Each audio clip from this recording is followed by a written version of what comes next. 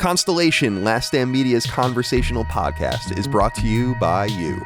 If you want to learn how to support our podcast network, head to patreon.com/laststandmedia.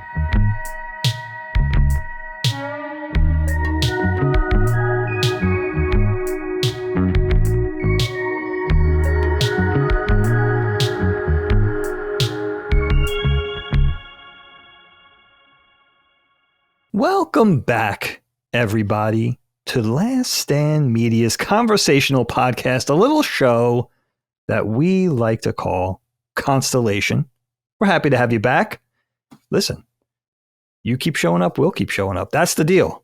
It's that simple, right? You guys are here. We're here. It's a Friday. TGIF. I know that annoys the shit out of you guys because you're going to start listening to this on a Monday, wondering why it can't be 5 days from now.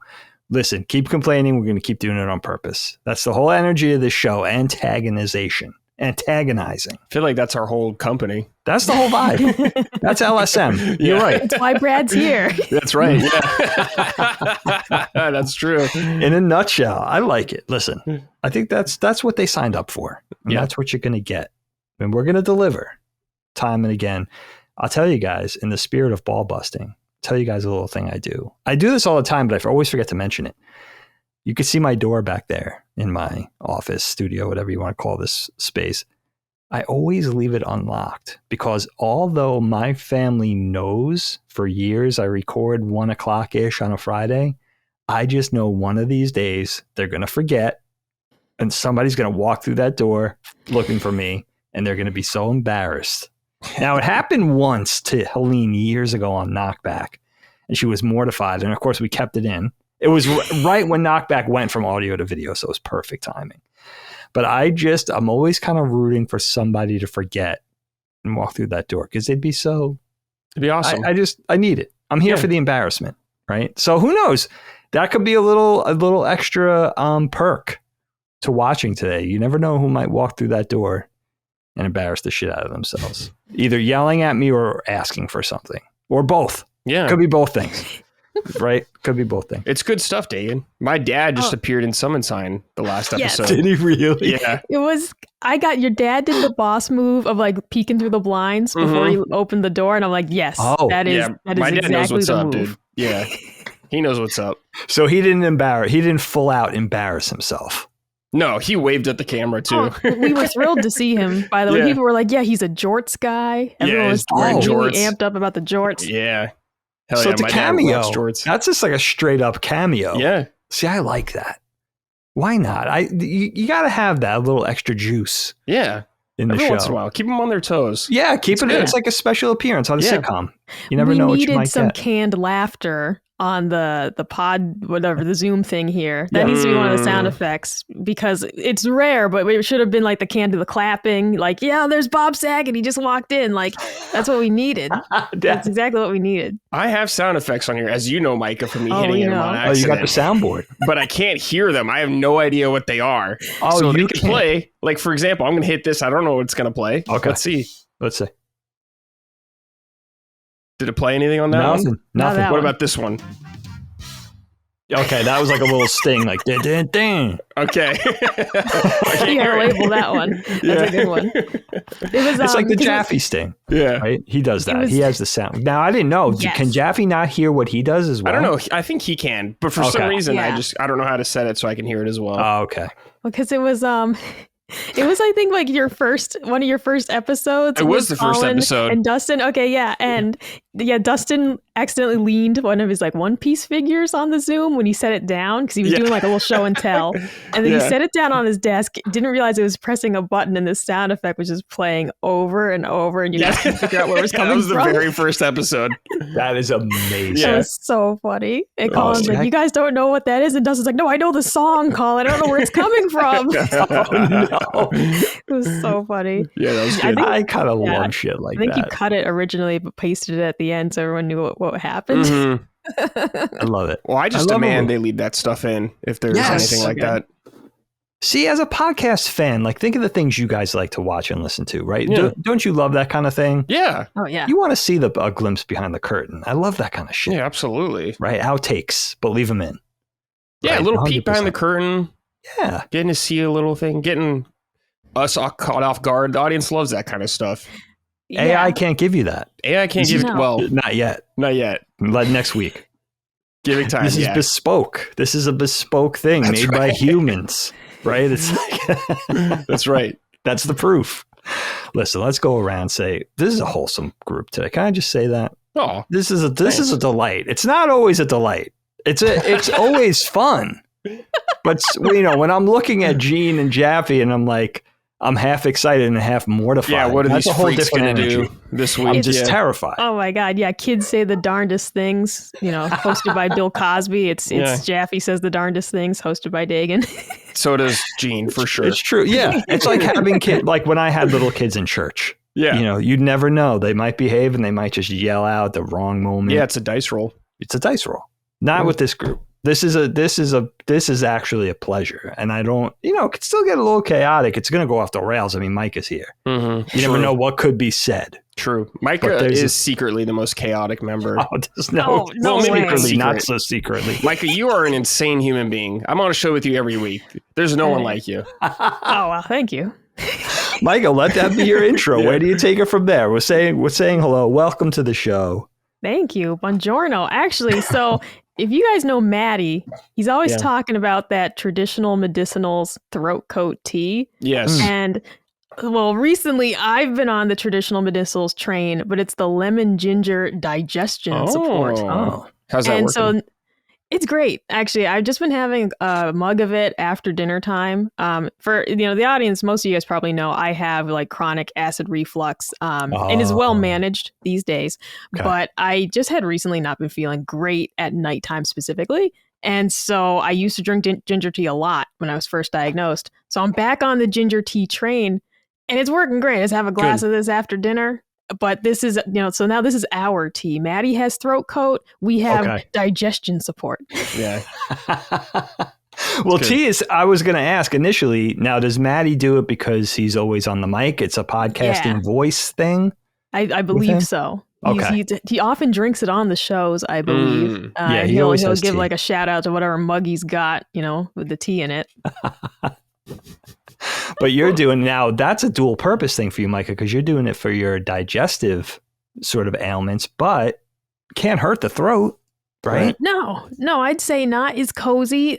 It's pretty hot here, so it's not the best time of year to be drinking tea, but it's so effective that whatever. It is what it is. Yeah, make it iced tea. Is that a tea that lends itself to cold? Yeah, I think you could. It's lemon ginger. I think you could have it iced. Sounds good. Yeah, I'll have to brew that in advance. Mm-hmm. I have to say, Brad, so far, not so insane. That was a pretty. That's making you look insane for calling. Just wait. I know. She's waiting to unleash it. That's her whole thing. Look how calm she is. She's she acts normal once you get to know her. The freak comes out. Like a jungle cat waiting to pounce. You know when they do the little hip thing? They're down doing the little hip thing. It's the calm before the storm. I will say I'm on 5 hours of sleep today, so God, who knows what that'll do? Now you're speaking my language. Yeah, that's the story of my life. 5 hours of sleep. Yeah, I like it. That's a whole other thing. Decisions. You know what though? It's like there's an element of freedom in that, Micah. I feel like I don't know what I would do. Now it's ironic that you say that because I actually got like 8 or 9 hours of sleep last night, which is very rare for me. That's only because I woke up super late. Right. But that 5 hours of sleep, there's an air of hijinks in there that's, I think, natural and kind of excusable and relatable. Like it's gonna happen. You never know when you're gonna turn on yourself. Just kind of go off the rails a little bit. So it's good. I like it. I kind of think sleep deprived Micah is terrifying, but also I'm here for it. Yeah. So you never know what we're going to get into here. Hijinks are going to ensue. I like it. We have about 3 hours. Listen, actually, my SD card says, how much time do I have? Almost 8 hours. Wow. Your SD card tells you it's up to you guys. I don't care. Whatever. We did a 7-hour podcast for The Last of Us. I mean, I've done it all now. I love that we all have varying qualities of these Zoom devices because Dagan's is telling him how much space he has. Mine asked me for the date and time when I turned it on today because it just, had a Rip Van Winkle moment, I guess. Is that who I'm thinking of?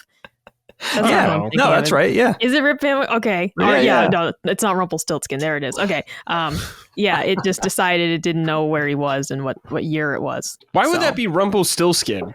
I just don't remember which one it was. It's Rip Van Winkle or Rumpelstiltskin. I always confuse the two stories, and I never usually get it right on the first try. So you nailed it.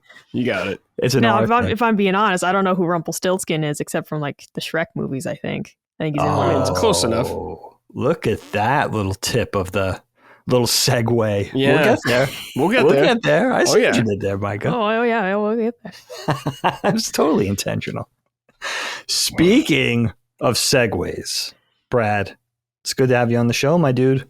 You should have said, speaking of Rumpelstiltskin. Edit that in. Is he really tall or something? I don't think so. Just a weirdo. So good enough. Hello, Dagan, look at this. If you could see it, you might appreciate this. Let me see. Take a big look if you can see that. Oh, you got it. Got one of them, yeah. I didn't even know this was a cross promotional thing happening. Yeah, what is happening right now? Magic the Gathering and Final Fantasy. There is a Terra set as well. Yeah, Commander deck. I love it. And they're using all Amano artwork for that? Not all of it, but there is some of it. What? That is so cool. So Magic the Gathering cross Final Fantasy. That's for those who can't see. Final Fantasy 7, sorry. Well, no, it's just Final Fantasy in general. That one is it really? Yeah. It's not just Final Fantasy 7. What? Here, Dagan, look at this. Here's the that should be the deck for like Terra. Oh wow! Bringing this up in the chat. Let's see. Oh wow! It's all of Final Fantasy, dude. This is insane. Yeah, it's a kind of a no-brainer though. Like, why am I surprised? Like, it's amazing this didn't happen sooner. Yeah, that took this long. Brilliant tie-in. Oh wow, this is so cool. So no matter which iteration of Final Fantasy you like, there's something for you here. Mm-hmm. This is neat. This is neat. Now, Magic the Gathering just conjures up a bad roommate situation for me in college. Because and it has nothing to do with Magic the Gathering. I just affiliate this troublesome roommate with Magic the Gathering because he was obsessed. It's probably the only cool thing about him, ultimately. So I don't want to besmirch Magic the Gathering because of this guy. He was another Colin, by the way. And kind of ruined the name Colin for me a little bit for a while, for years. It's like, that's my little brother's name. How dare you have that same name, same spelling? One of those things. But that's cool. That's really cool, dude. Are you I think you were on the show when we were talking about this. I like Magic. I've been more casual about it. My brother's been playing since he's been a fan of it since like the 90s or the late 90s. You telling me about this. So he was like the one more into it. I would play with him though. He would buy the decks mostly, and he would just give me cards to play with. So, but is it difficult? Is it a difficult game to get into and understand the rules? I don't think to understand it in terms of like what is current or whatever, like the current play. I have no idea. I'd have to investigate all that stuff. So they change it. Yeah, they do. They're always introducing new cards and stuff like that. Always. Yeah, I never knew anything about the rules or the difficulty level or kind of how immersive it was. I imagine it's pretty immersive. Yeah. You see it, just like Pokemon, like you walk into the comic shop, there's a tournament going on. Yeah. That type of thing. Yeah, Magic's definitely been around for a long time. It's one of the top. If not the top. Maybe Pokemon's the number one, probably. Then Magic's probably number two. How many? I know you're a big Pokemon guy. Mm-hmm. I never really asked you this. I never asked anybody this question. How many people actually sit down to play the game proper that collect the physical cards? Like, what do you think the percentages of people that actually play? Consistently, I'd say probably pretty low. Yeah. I think a lot of people just like collecting them. Like me. I think it's just fun to collect them because the art's awesome and all that kind of stuff. But probably playing it because like, if you don't have someone to play with, it's a lot harder for people to play unless you go to like a shop or whatever. Yes, but not everyone has that near them or something. That's true. Yeah, it's a good point. A shop, the conventions, those are infrequent. Mm-hmm. But yeah, even the comic shop and then you have to have the comic shop that goes in for that. Exactly. Yeah. Right. So that's a whole thing. I remember playing with my son, just kind of insisting like, not insisting, but saying, all right, if we're going to spend, he was into it when he was young. And it was like, all right, let's see if we could actually kind of add a little more value here by learning how to play. And it was tough. Like I remember being like, it took like probably a full day to wrap my head around really like all the ins and outs, because we just couldn't get any. I mean, he's 14 now, so let's say he was 9 at the time 5 years ago. Even then on YouTube, there wasn't that much information on how to get into it from a novice perspective. Because again, it didn't seem like a lot of people played. Yeah. Well, yeah. Now everything's on YouTube, so you can learn everything real easy. Yeah, that's true. So. Yeah, we've changed a lot in 5 years. So that's cool. And I want to go, because I have you two here, not only Summoning Sign and others, but the Punching Up team. I have most of the Punching Up team here, right? We don't have Gene.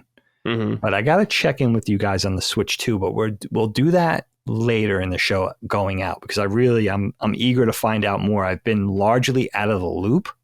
Oh. And kind of intentionally, we'll get to that. So I want to know how it's going for you guys. We're kind of on the ground floor. I mean, it's brand new. Yeah. So yeah, I want to check in with you guys later. It's good to have you both on the show. No Kyle today. Of course, that was kind of, I don't want to say late in the game. At some point earlier in the week, Kyle decided, well, Micah could speak to that more. I'm not even sure how much you could say, but he had other obligations today. Oh, yeah. Just the Sacred Plus recording had to be done today. So I am here. I wasn't supposed to be here. So that's right. I am here. That's right. This was a whole nother group. Locke was supposed to be here. He had something to attend to. Yeah. Yeah. Right.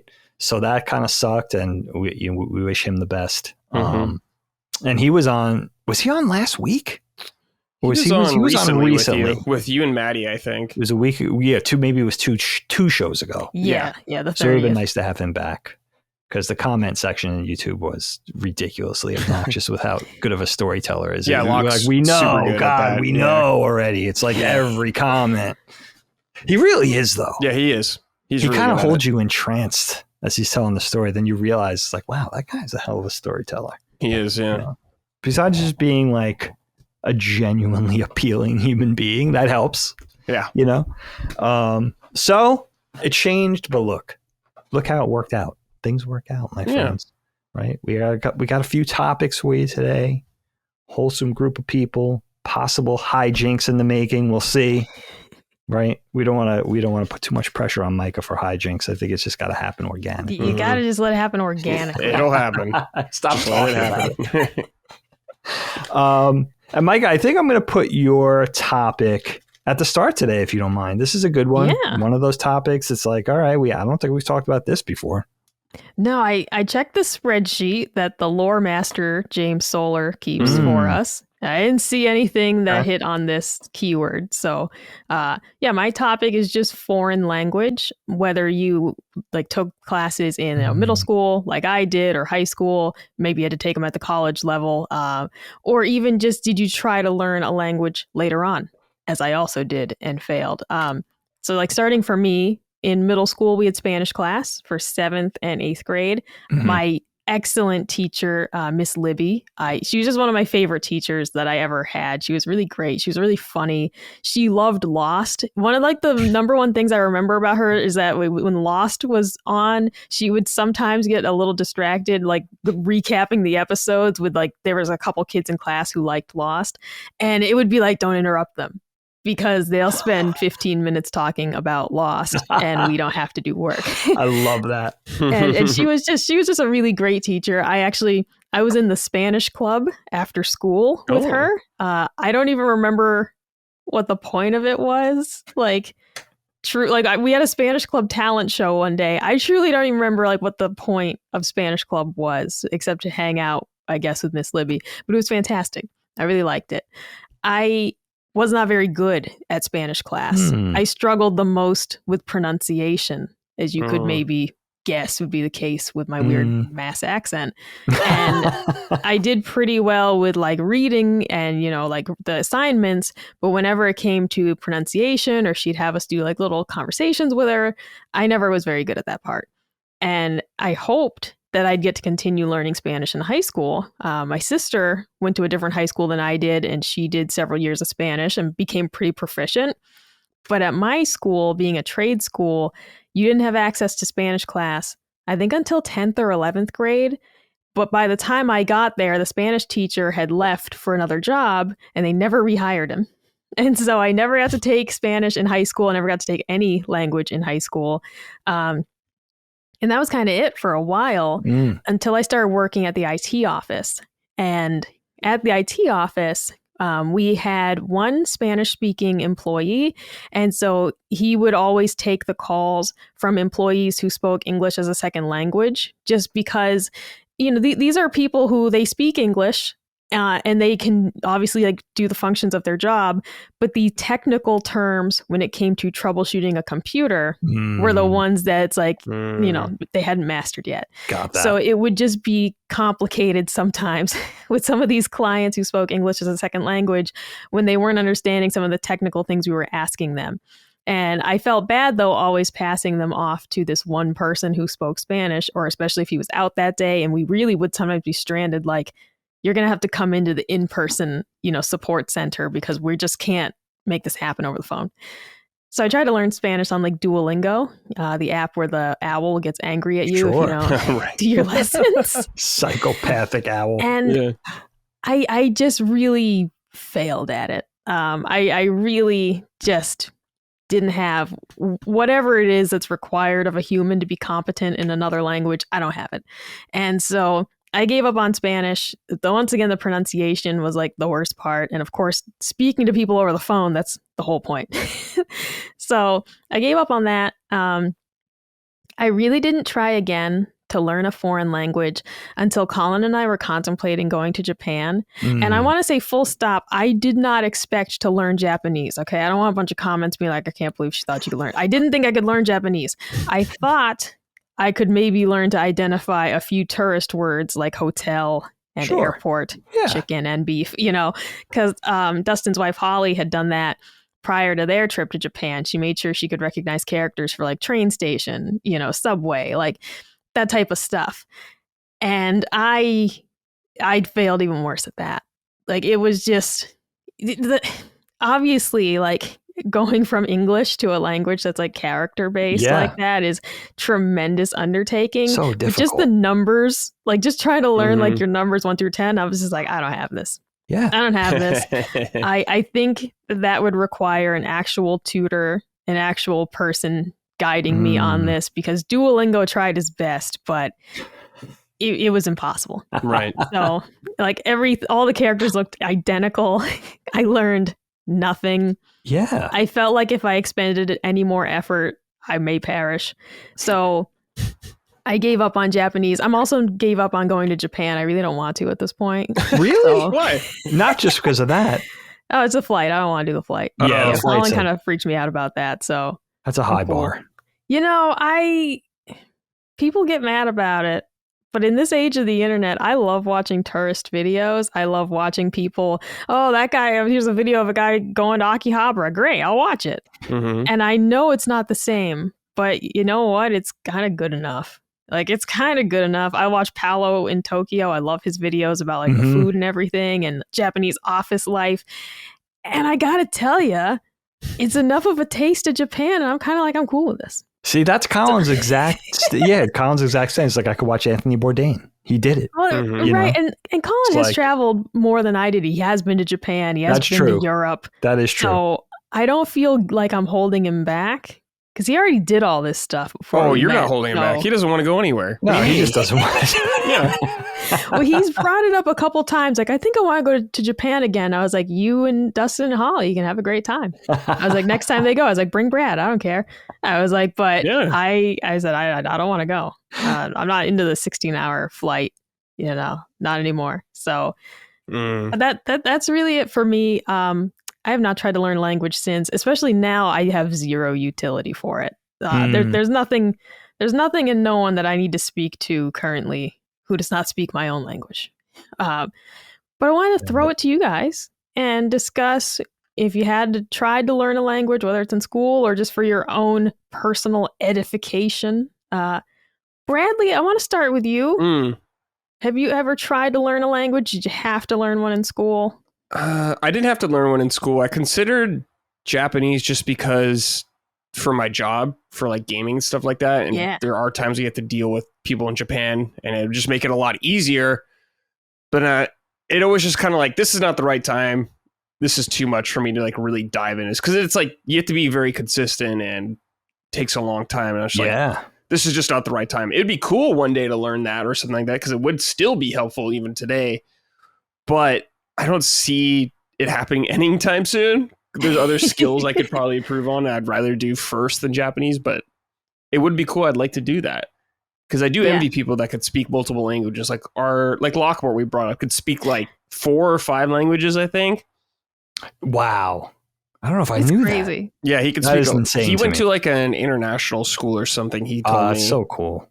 Yeah. So he could speak like French, of course, English. I don't know, a bunch of other stuff too. Yeah. German, maybe. I admire the shit out of that. Pretzel. That's right. Waffle. Stroop waffle. Stroop waffle. It would be good for me to know Spanish, because I live in Southern California and there's a lot of that here. But it's never been to a point where like I can't figure out what to do because I don't know Spanish. Like, it is still America, so it's not so bad like that. But it would be nice occasionally to have that. Luckily, I've had friends growing up who spoke Spanish, so if it ever came to that scenario, they could usually handle it. But absolutely, it would be a good skill to have. It's like you were saying, Micah, where most people are probably just speaking English where you are. I mean, don't get me wrong, the vast majority of people speak just English here, but there are a few occasions where knowing Spanish would be good. Yeah. Right. Like, so I know it's not authentic, but you gotta hear me out. Okay. One of my favorite places was Moe's. I loved Moe's burrito. Okay. We have one of those. Do you have those out west, Brad? No, what is it called? Moe's? Moe's, yeah. Moe's burritos. Okay, let me look at this. Wait, it's the alternative to Chipotle, and I fucking love it. We don't have one here, so I don't get to go. But the one back home had primarily a bunch of white kids working there. However, there was this one elderly Spanish woman. She was my favorite. Okay, she made the best burritos. All right, I think she was like upper level, like team lead. Okay, because she's there a lot. High rank. She spoke no English, and so you communicated. She knew what you were saying, but she would never speak. Yeah, and so you'd order what you wanted. My favorite thing was just whenever I'd order, I'd always get the Carnitas Junior burrito. It's what I loved about Moe's is that they have a junior burrito or the big burrito. Because Chipotle, you only got one size. That's one size. But I'd always get extra cilantro. And every time she'd look at me and she'd smile, and then she'd put like a big handful on and she'd smile again. I'm like, yeah. Like, it's a very unusual order.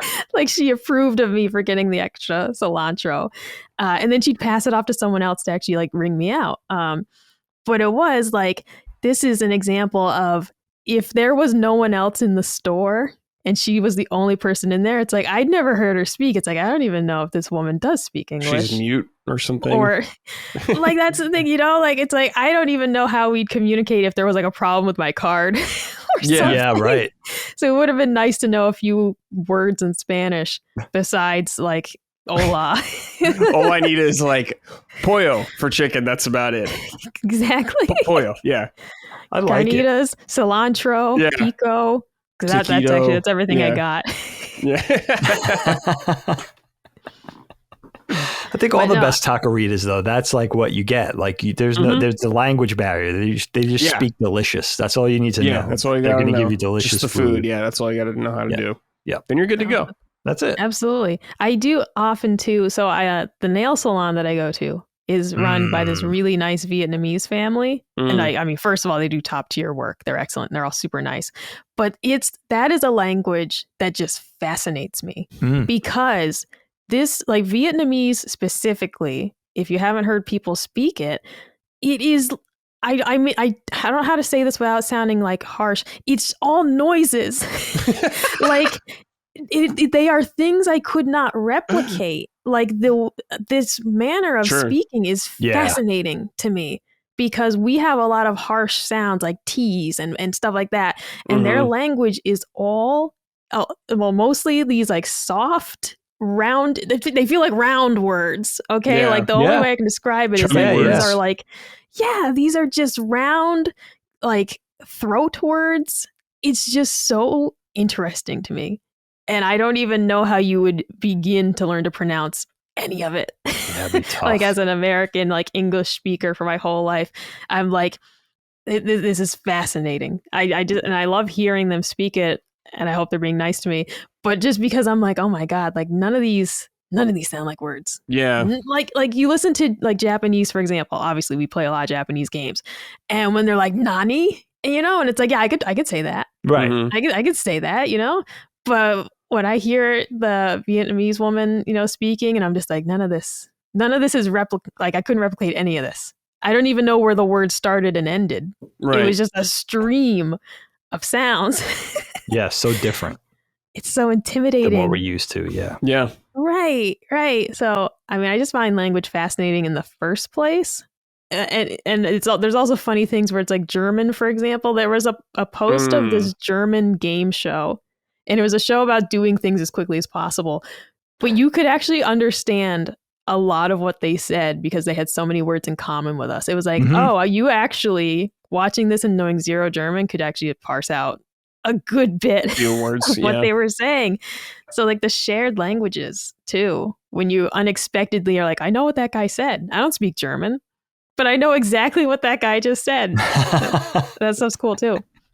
Yeah, you could intuit. It's weird what you say, Mike. I mean, it's really true. Like learning for us, learning Japanese, Chinese, Vietnamese, like having to start at the bottom floor with no foundation, a basis of anything. You basically essentially to learn those languages as Americans speaking English, you're starting over. Right. There's no bedrock to build on. You're starting from scratch. So I really admire multilingual people in general, because I'm one of those people that would pigeonhole. It's just like a lazy American when it comes to that. And I am. I mean, I could totally cop to that. But learning those languages for us, like that, the bar for entry is so high that you have to kind of settle in for a long ride. Like it's going to take a lot of time and a lot of effort to be able to use it in a practical way, even if you don't get to like a fluent level. So yeah, I mean, with me with Japanese and loving manga and anime, I mean, from the 80s, it was always a thing of like, that would be really useful for me, especially in entertainment. But I just settled in again with that laziness. I just settled into a thing of like, it's kind of more charming not to understand it, because then you build up the stories and you build up the things to like mythical proportions. You make it better than it is, essentially, which I kind of liked, to be honest with you. Yeah, Dagan, back in the day, it was always like learning Japanese would be good just so you could experience this sort of content, because who knows if we're going to ever get it. And if we do get it, it could be years later. Yes. Oh, absolutely. Dude, there is a 3DS game. That's one of like my holy grail 3DS games, because it's the Pom Pom Purin game. He's my favorite Sanrio character, but it was never released in the West. Okay. There is no English version like on the game. There's no English language option. And of course you have to have an actual Japanese 3DS to even play the damn thing.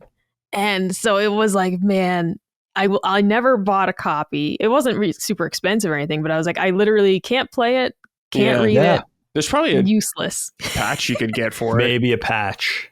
Yeah. Oh, if you had like one of your special 3DSs, yeah. I don't know how that works necessarily. Yeah, you could ask Dustin. He might be able to patches. Is this the dog you have on your mic? Yes. Oh, he's everywhere. He's adorable. He's here. That's a great. Oh shit! I've never seen this guy. Actually, I have a whole shrine of him. I don't know. You guys can't really see that corner. I can see a little. There. Oh, geez.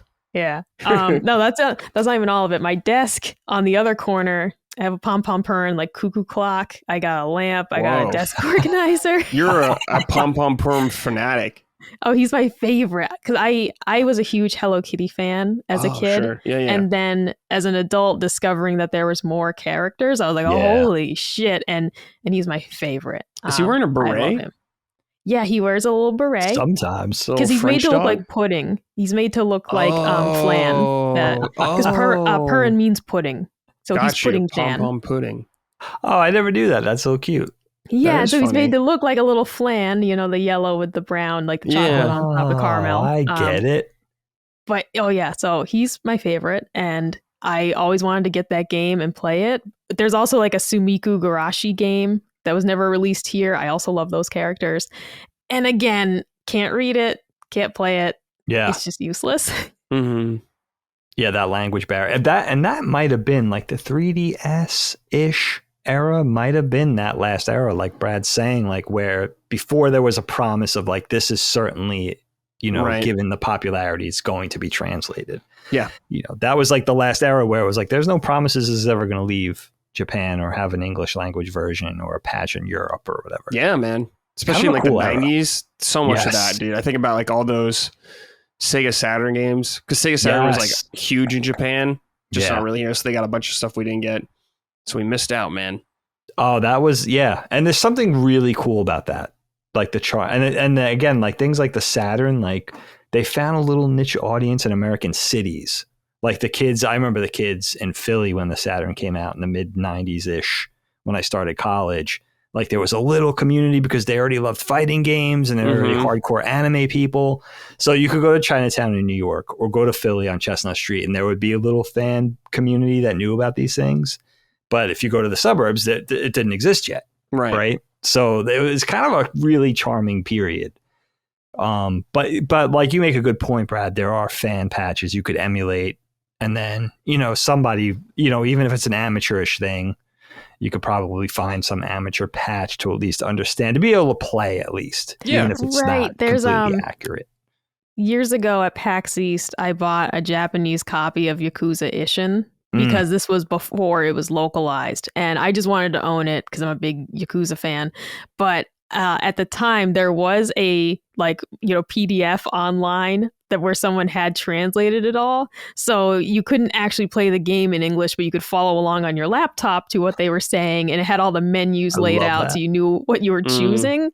I never attempted to play it, though. Like I always said I would. And then they announced that they actually were going to localize it. I was like, oh, great. So I don't have to do that anymore. Bought an English copy. Now I don't have to worry about that.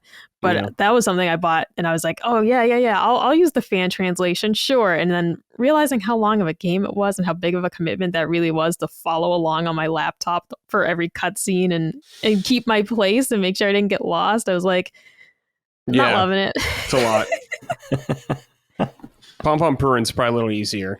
Yeah, I'd imagine so. I wouldn't like actually. So Game Grumps, like Aaron had taken Japanese lessons for a while, but like you said, Brad, about consistency. At one point, he stopped and he didn't forget everything. But they were playing a Japanese children's game, and he's like, "Oh, I think I know what that says," and it was completely wrong. And so I was like, "This is someone who had taken all these lessons, and then a children's game threw him off. Once he stopped." So without the immersion factor, if you can't actually dedicate time every day to keep up with it, it feels impossible. Yeah.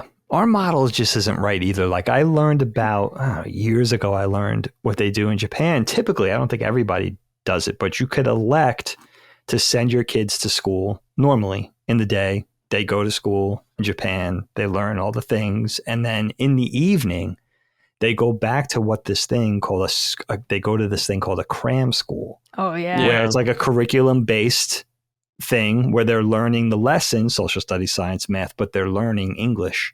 They're learning it in English.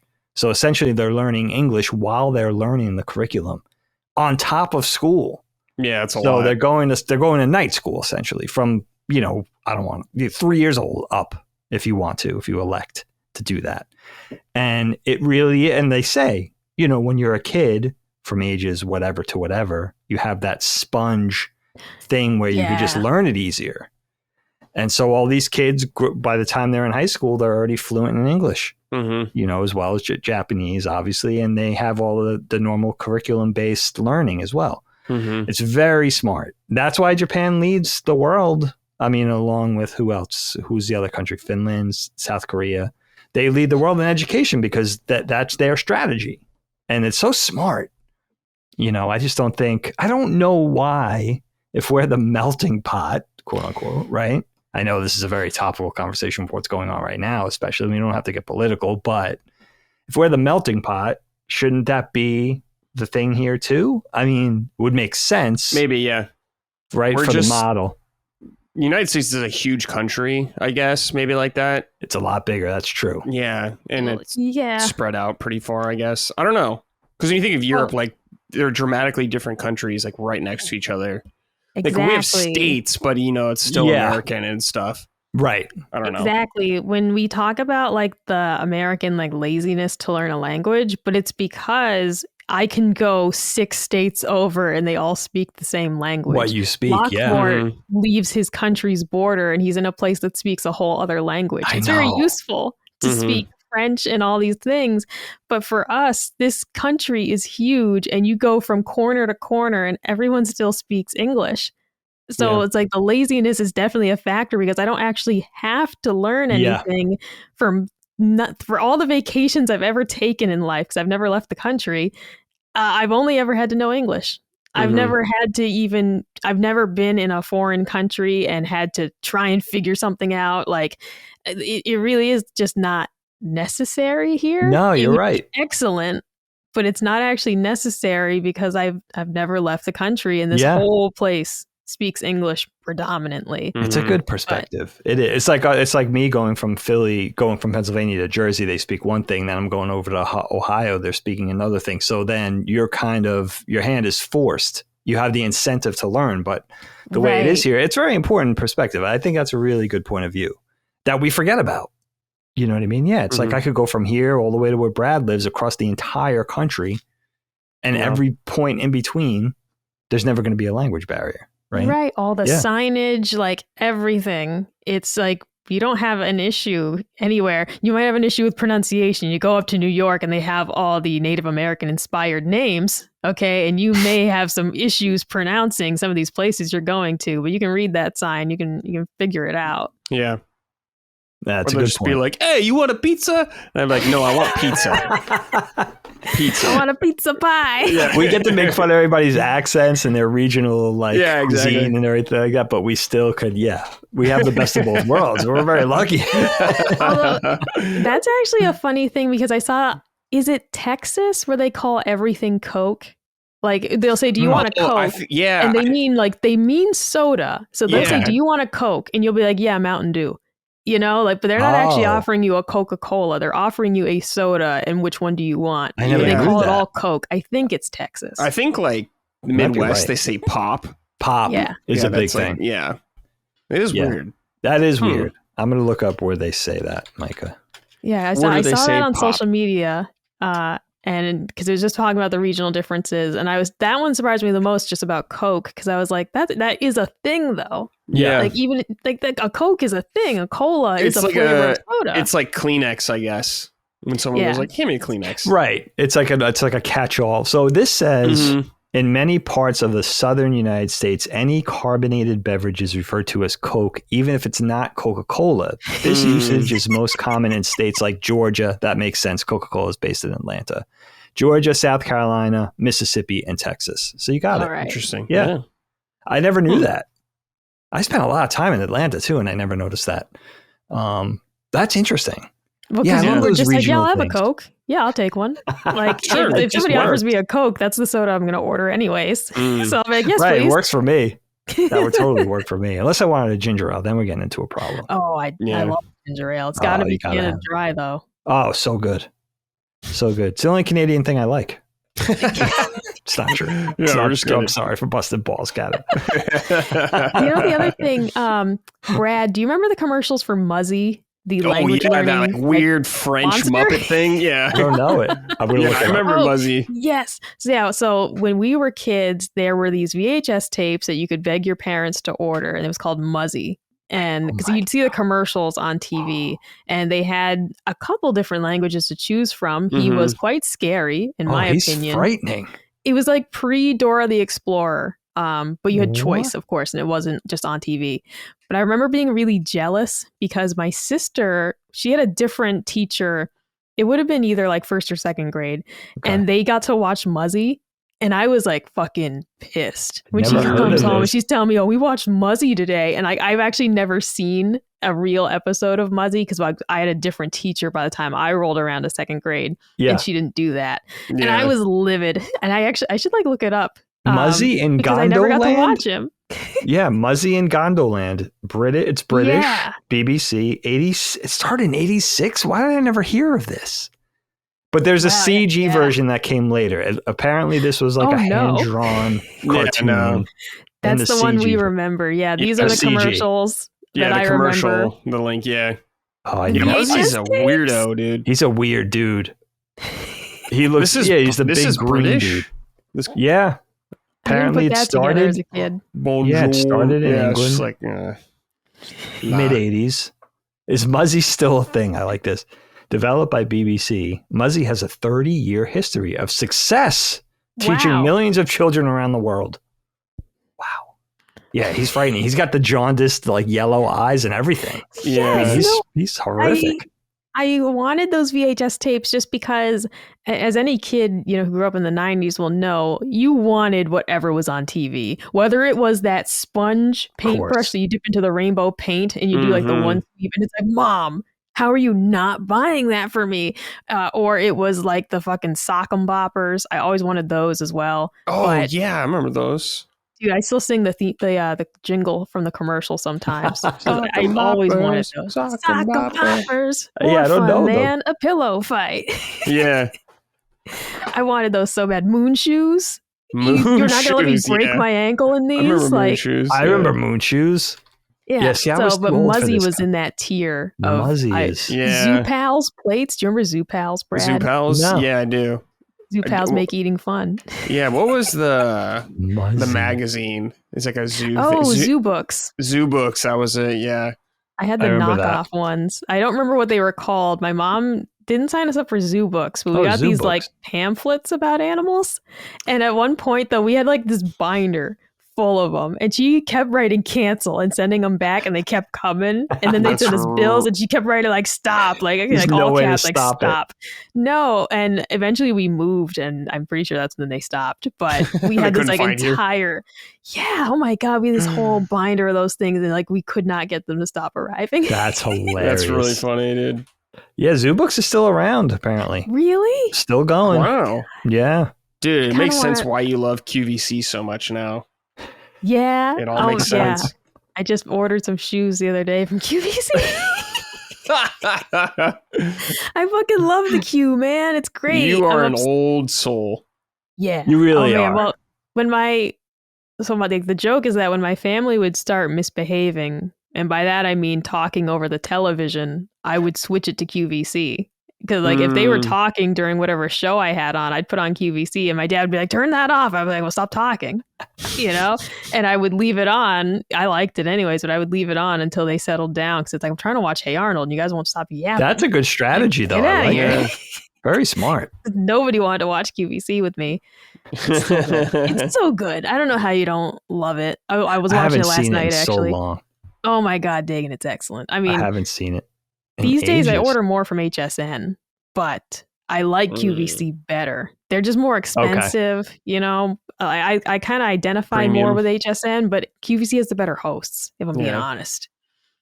Now, they acquired HSN, right? Something happened. They're all one big company. Right. It's been like that for a little bit. Okay. HSN is leaving Florida. They're moving up to Westchester. So they're going to share the QVC studios. It's very sad, actually. Some of my favorite hosts are not moving to Pennsylvania because they don't want to leave Florida, which is understandable. But like one of the hosts, Bobby Ray Carter, has worked there for 40 years. And she's going to retire at the end of the year because she's not leaving Florida. But it's sad, man. It's sad that some of these hosts have been there so long. The models, we've had models that have been there for like 20 years, and I don't think they're moving. So it's a big change. It's a real big change. That's great. That's so great. I mean, I think you know this. I very nearly went to work there like 2 weeks ago. I was so hyped, man. Took I was another like, job. Oh my God. But you worked at QVC? Yeah, I almost went over there as an animator. Cool. Yeah, it was really close until another job offer came along, like kind of in the nick of time. The only thing I don't want to say saved me, because they were actually really cool over there. I was looking forward to going over there, but there was so much corporate red tape with signing off my employment. Like they're a Fortune 500, they're a big company, right? So for weeks, like it was like 6 weeks, like, oh, we need 3 more signatures. We need 2 more signatures. In the meantime, another offer came through and I was like, this is a better offer. Yeah. And I took it. While all that red tape was going on with like just signing off my employment. I was like, I'm sorry, I got another offer and it's just a more attractive opportunity. I'm sorry. They dragged I their was feet excited. I was excited because I was going to be like, I'm going to be watching QVC and like the summer sales event graphic is going to come off across the screen. I'll be like, Dagan made that. My brother-in-law made this. Mine. Yeah. You're like, look at the way that daisy spun around in a circle and then flew off the screen. I would have been like, that's my boy. Well, they own a lot of those houseware vendors like Ballard Designs and stuff. And Helene was like, we're going to get a huge discount on all this stuff for the home. Which would have been a nice perk, but they didn't pay as well. I will say, sorry, QVC, no shade. You're great people, but you weren't coming through with the money. But I would have had to be I would have been locked in. Yeah. It's my dream to go to the QVC store, which is you can do studio tours and occasionally they have a live studio audience. I've always wanted to do one of those. But there also is the QVC store where it's what it sounds like. It's a little shop, but with all the products in it, you can buy stuff and take it home. What? And I've always wanted to go see it, but I think I've only been to Pennsylvania once, which was for Butler Day, when we went to the show in Butler. Otherwise, I don't think I've consciously been to Pennsylvania. So it's only an hour from here, Micah. I mean, they're in a different neighboring town. We got to visit you, and then we got to go to the QVC store, and I'm going to try and find David Venable, and it's going to be a whole thing. He's my favorite host on QVC. And actually, my old boss, who is like a really big fan of his, and I knew that if you wrote him a letter, he'd send you an autograph. But I wanted to make sure I got one. Yeah. So I wrote this letter on Hello Kitty paper with very poor handwriting, saying it was for my Nana Terry. And I got the autographed photo back, and I gave it to her. And she was like, "How did you get this?" I was like, "I was quite dubious." I'm looking at this guy. Even I reckon he's been there since 2009. Oh, dude, yeah. He's OG. He's worked there a long time, and he's like 6'6" or something. Legitimately, I know we tease Brad about being like 6'8", but like David Venable's legitimately like 6'6". It's insanity seeing him with all the other people. Everybody else, he dwarves everybody else. It's great. Did you guys see the Summon Sign thumbnail that came out recently with me and Dustin? So everyone's like, they did Dustin dirty in that thumbnail. Dustin made the thumbnail, everybody. I didn't do anything with that thumbnail. Oh, he makes them. Dustin makes them, not me. Oh, yeah. I mean, it's his job in the first place, but also it's like, it's just a photo of you two guys on the red carpet. Like, I mean, it just is what it is. Yeah, it just is what it is. He could have had a little crate to stand on or something. That could have been funny. There's nothing wrong with being a short king. Next to Brad. I know, Brad's we all are anyways. It's true. I know we've mentioned this, but you got to behold the Bradster in person. Yeah, I think I am the tallest person in the company, I guess, technically. Oh, I think so. Between you and Maddie. Like, Maddie's like my height. Yeah. Yeah. But you guys are definitely... Maddie's the other one that the first time I met him, I was like, oh my God. Because, Maddie's tall. Yeah, I'd seen him on video, but I'd never once seen him, like, standing. Dude, and I was like, holy shit, that's not what I pictured. At Summer Game Fest, I got like 3 people saying that to me. Oh, you're a lot taller in person. It's like, yeah, that's what happens. It's striking. You know who else is pretty tall? That shocked me. And for the first time at Micah and Colin's wedding was Gene. Yeah, Gene's tall. Gene's a lot taller than you think he's going to be. Mm-hmm. Right? Yeah, he's like 6 foot. Yeah. Respectable. That's my... I aspire to 6 feet. It's not going to happen. Apparently that ship has sailed, but that's what I would like to be. I mean, you still got, a lot of height on my entire family. Like Colin got a kick out of when we went home for my grandma's funeral. And I am like one of the tallest people there. And I'm 5'4". So it just is like seeing this, like just a sea of peanuts, basically. Because it's like my aunts and my cousins, a bunch of them are around like 5'2". The extended family, like my Uncle John, who's not like a blood relative, he's tall. Yeah. And his kids are like more average-ish. But like for my like immediate family, it's like, I'm the tall one. All right. I like tower over my dad and sister. And just like you just see a whole sea of us like this. Yeah. We're all very small people. That sounds and adorable. Colin is like the tallest one there. That actually sounds adorable to me. I just kind of love the vision of that. It's like it's no different than Sanrio, like a little collection of Sanrio characters. You guys are like a little bunch of chibis. Yeah. So cute. I know the chibi version of the family. Chibi. You know what I was thinking of, Micah, when you sent this topic? I mean, I took, let me count. 1, 2, 3, 4, 5, 6. I took 6 full years of French starting in junior high. Just French. Why'd you guys all choose French? I was thinking about, this is really where I went, because I was just like, why did we do this? Not only us, the Moriartys, but Helene did the same thing. And then our oldest, Lilia, did the same thing. And then it wasn't until Graydon decided to take Spanish last year, I guess he started in 7th grade, that the first time a Moriarty took Spanish since my parents, which is a long time ago, right? They went to high school in the 60s. So I was thinking about this. Why did we choose French? And so I started in 7th grade, which must have been 86, which is I'm old. That's a year before I started skateboarding. That's a long time ago. Right. And I was like, but why? Why did we choose French? And I know I could tell you the answer. Didn't take long for me to think of this. So in the 80s, the French thing, the preppy thing was the very cool thing. So the preppy thing was aligned with the French thing. So all the preppy kids took French, and I wanted to be one of the cool kids. So I decided to take French. I think also my exact generation, like we looked up to the older kids, which were like the John Hughes, Molly Ringwalds, like, 16 Candles, Pretty in Pink, Breakfast Club, all that kind of stuff. Those kids, that original sort of template for preppiness in the 80s, those are the kids we all looked up to that were 4 or 5, 6 years older than us. So it was like, in order to have that preppy image, right? It was like, it went along with the clothing and went along with the whole thing. It was like, yeah, we got to take French. That had to be it. But I regret it so much. Not only because I took 6 straight years of French through my senior year in high school. So I started in 7th. I stuck with it all the way through my senior year because in New York, Colin and I explained a week or two ago, in New York, we have the Regents Diploma, which is a special type of diploma for New York State, which I think, if I'm not mistaken, is designed to make you look more attractive to the New York State schools. It's like an extra kind of feather in your cap if you want to go to school in New York. If you want to go to a SUNY school, which is a state university school in New York. So I stuck through French through my senior year, and I don't know any French. I don't know what I did for 6 years. I mean, that speaks very much to my high school experience. I was the biggest slacker in the world. Just went through the motions just enough to progress to the next grade and then hopefully graduate, But yeah, the French thing had to come from that.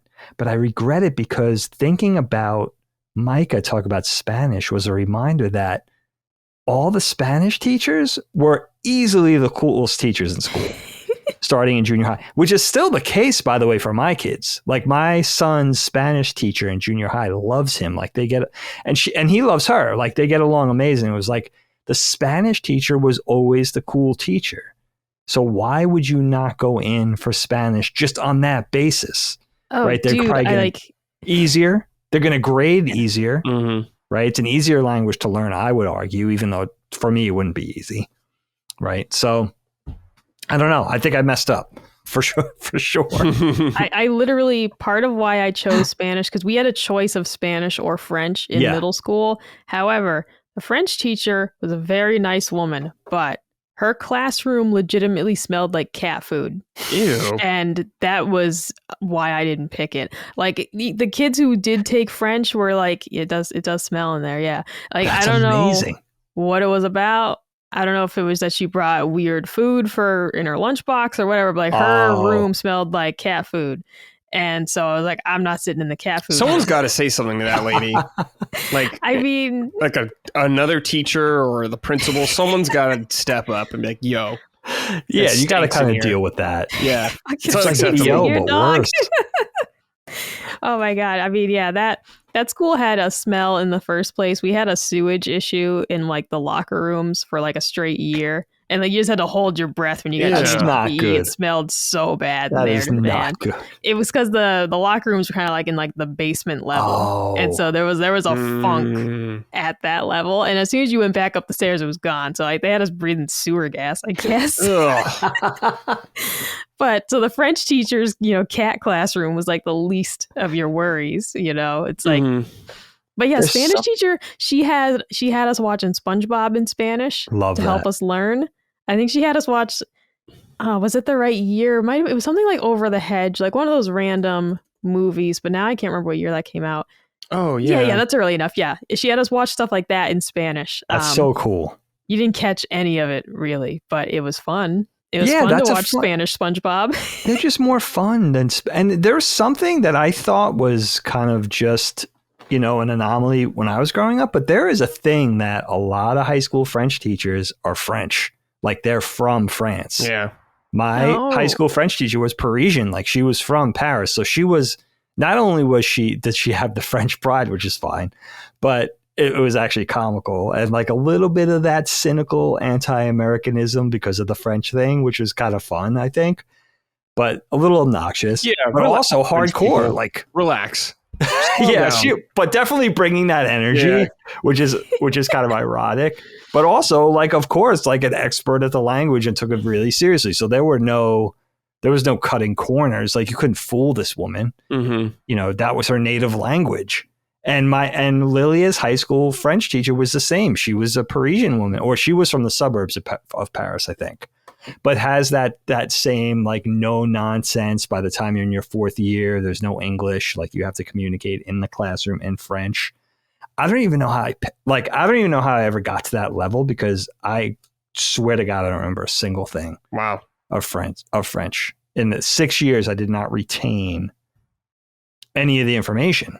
Which is, and I think that was part of it because they weren't bad, my French teachers. I remember Mrs. Lawrence in junior high was actually kind of a sweetheart. But Mrs. Gerard in high school, she would like yell at me in French when I was skateboarding. Whenever she saw me in town skateboarding without a helmet, I would hear Mrs. Gerard like in her French accent, like, dig it, vite, like put the helmet on. Like, she would just be yelling out of her car window and stuff. She was hilarious. That's awesome. But yeah, I wish... definitely though, I think that was the only choice we had back in the 80s and 90s in high school was French and Spanish. But my kids were able to choose from French, Spanish, Chinese. I think they still offered Latin, which I find a little strange. Latin, and Russian. And and Japanese, I think, as an elective. Japanese could be like an also ran. I don't think you could do it as a primary thing, like maybe in a club capacity. They offered Japanese, but Chinese was one that you could choose, which again, like in the changing tides of the world, I guess a lot of that stuff, Latin doesn't make so much sense, but the other ones make more sense to me, like Russian, Chinese. I get it. Like unless you want to write like an Indiana Jones movie, you probably don't need Latin or something like that, which is a noble, like literally. So, I'm a big fan of Andrei Sapkowski, the author of the Witcher books, and his other trilogy, the Hussite trilogy. It's like a fantasy take on the Holy Wars of the 1400s, and it includes a lot of Latin.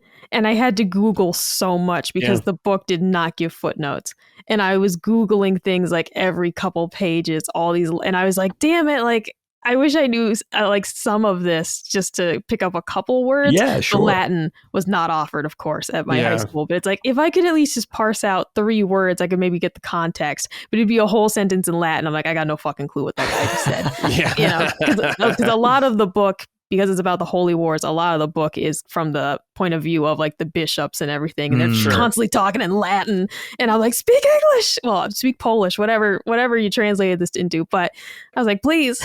Yeah. that was painful with no footnotes to go on that or would anything. Be tough. I could never. Yeah. Italian. Why don't they ever offer Italian? I would have liked that growing up. Italian's another one that shares so much with Spanish that I find interesting. Like that's just another interesting one of like, yeah. There's so many shared words here that you can pick up a little something if you know one or the other. you can occasionally be like, that guy said pasta. Like, he said hamburger. I heard that. Hamburger. Yeah, you get a little hamburger. Have you seen that video of the French girl trying to pronounce stuff? No. Oh, what, she sounds like Steve Martin from the Pink Panther? Yeah. Yeah, it's so good, dude. Oh, I gotta look at that. Oh That's my so God. funny. That's There is something terrible. so funny about accents. Potato.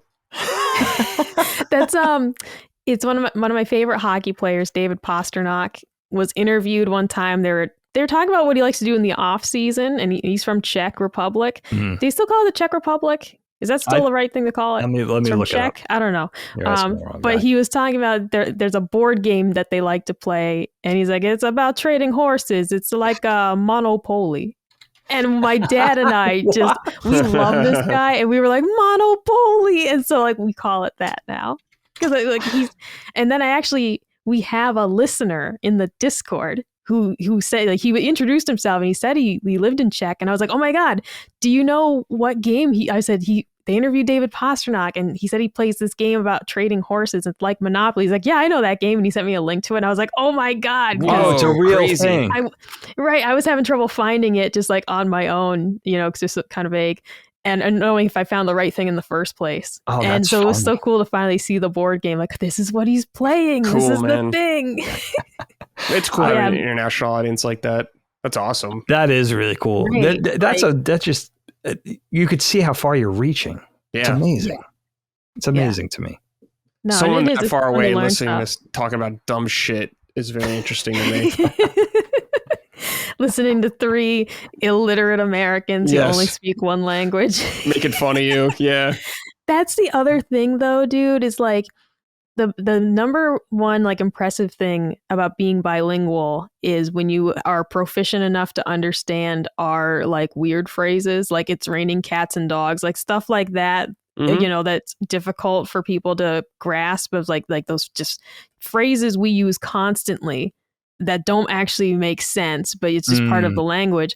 And that's some of the hardest shit for me, like in terms of trying to learn Spanish, of like, the colloquial phrases and whatever, of Yeah. like, because you translate it like directly, and it's like the guy said the soup is hot today, and it's like, well, he's talking about this. It's like, all right, sure. Yeah. And that's what impresses me the most, the fact that we have this international audience, and not only do they speak English well enough to understand us, but they understand all the stupid shit that we're also saying, all the meme shit. Yeah. I wonder like what another language is equivalent, like in French, like how we say, do they say like, it describes things as like how we say something is sick, like sick can be yeah. cool, but also like you're feeling very bad and stuff like that. Like whatever their equivalent of that is. That's a great question. Baguette.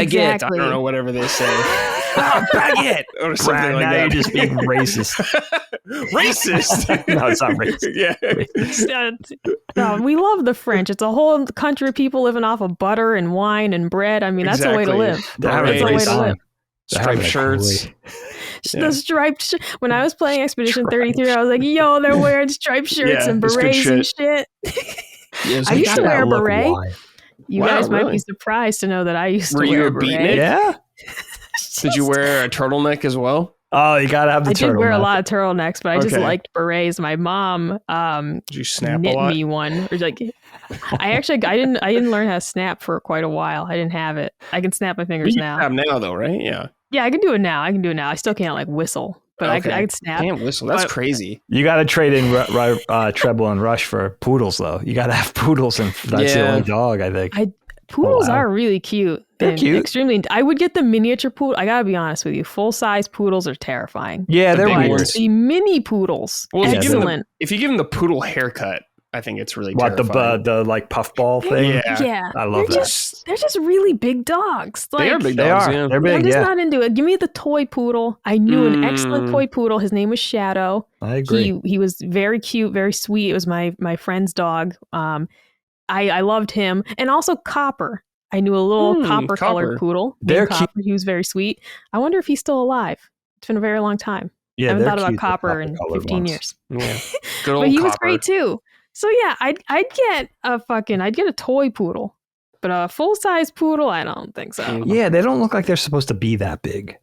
No, Right. they don't. They don't. That's what's weird about it, right? Like that's what's weird about like it. They're radioactive fallout monsters. It's like Clifford. They got Clifford syndrome. Yeah, it's a small breed look made large. Like it's like you're not supposed to have the circus cut and weigh like 85 pounds. It's just I guess weird. It'd be like seeing a giant chihuahua and she'd be like, that ain't right. It'll be about you. Something strange about it. Like a corgi. They're really cute, but they look like somebody sawed their legs off. Right? Yeah. It's just like a weird look. You know, I guess you can get used to anything if it's just kind of in your I suppose so. For a while, yeah, you probably could. I don't know. Micah, I'm looking up this Czech Republic thing, and I still can't get a bearing on if this is real, but supposedly, at least on Google Maps, it's now called Czechia. Oh. Huh. Right? So, I can't confirm because a lot of things are saying, is this really called this now? But apparently on Google Maps, the former Czech Republic is now called Czechia. I mean, there's Prague right above it, so I guess that's it. Yeah. I got tricked on. Do you guys know the show Barry on HBO? Yeah, of course. I've never seen it, but I know it. Bill Hader. Oh, it's really funny. I haven't seen the last season, but it's really funny, Brad. But there's this like mob, and they're from Chechnya. And I thought Chechnya was a fake place, and I'd never heard of it. That's awesome. And so they're talking about like the Chechen mob and all this stuff, and I thought that I really did think it was just fake. And then I found out Chechnya is a real place. I don't know. My assumption was just that they made up these mobs. There's a lot of countries out there, dog. Can't keep up with everything. Eastern Europe is tricky. You got to like look. You got to really. It takes a while. That's a whole like education. They're like Chiclets gum, the little tiny, and then you spilled them all over the floor, and that's Europe. And then each one of those little chiclets is a whole place with a language and a people and a cuisine. There's too many of them. You got to homogenize a little bit, We just clump some of them together, and they're all very arrogant. I'm just kidding. I'm lampooning Europe today. Someone's got to do an LSM. I feel like every episode of LSM, someone's got to do it. We promised hijinks, and we're delivering. Yeah. I think that's on brand. Yeah, it's okay. Listen, I didn't know Georgia, or I forgot Georgia was a country until I found out a neighbor 3 houses down was moving here from Georgia, and I was excited because I love Atlanta and I love Savannah, and they were Georgian, but not that kind of Georgian. Yeah. And then I was like, oh shit. God. And apparently they were fleeing Eastern Europe because of everything going on. Right. So it was like a whole thing. I felt very guilty for thinking they were going to be from, I mean, you can't keep up with every single world event. There's just too much going on out there. You can only do so much, man. It's true. Oh, dude. We try. That reminds me though, Dagan, there was a Disney Channel original movie when I was a kid called The Color of Friendship. And it's about this family that gets a foreign exchange student, but the girl is supposed to be from Africa, and they send a white girl from South Africa. And this is during, I think, like apartheid times is where the movie is set. So like they send her to live with this black family in America, and it's a whole big fucking thing. And it's a very good movie. Ensues. It's a really good movie, but it's just funny because like they pick her up from the airport and they're like, "You're the African exchange student." It's like, whoa, why are you white? Mean Girls. I think they say that in that movie. I love that. See, I feel like you can't do that anymore. If you were going to do that now, it would have to take a certain tone. Sure. Right? But that's a kind of a fun idea. Right? It's harmless. Oh, absolutely. Yeah. Like in Mean Girls, then when they're like, why aren't you, like, or they're like, why are you white? Because it's like, well, yeah, they said you were from Africa. And they're like, so why are you white? People just need to loosen up. That's all. Yeah, look, you guys are from Georgia. Here's some peaches. And here's some studios that work on, I guess, cheaper taxes or something, which is why everyone works in Atlanta. And here you go. This is your culture now. Yeah. They'll love it. They'll love it. Oh, it's hilarious. Oh, you know what I wanted to ask you guys, though? It's so funny because I was just talking about, my kids were asking this a couple of weeks ago, and I was just like, oh, my God, I forgot all about this. When you guys were kids, the whole Pig Latin thing, did you go in for that? I was always so confused by this. I was too stupid. My sister can do it. Okay. And I'd get really mad because her and my mom would have conversations in Pig Latin. I was too fucking stupid to figure it out. Part of it, though, my sister, once again, she had different teachers than I for the most part. Okay. So we had a couple overlapping years. She's 2 years older than me. So a couple times we would have the same teacher, but we usually had different teachers. And so her class learned Pig Latin. And I was like, oh, hell yeah, I'm going to get to learn it in 2 years. I didn't have the same teacher. We didn't learn Pig Latin. I tried to like Google it. Too dumb to teach myself. Because also, if you remember Zoom on PBS, they spoke Ubby Dubby, which was kind of like Pig Latin. Oh, it was like Pig Latin. It was their own. That sounds like cut content Muppets or something like that.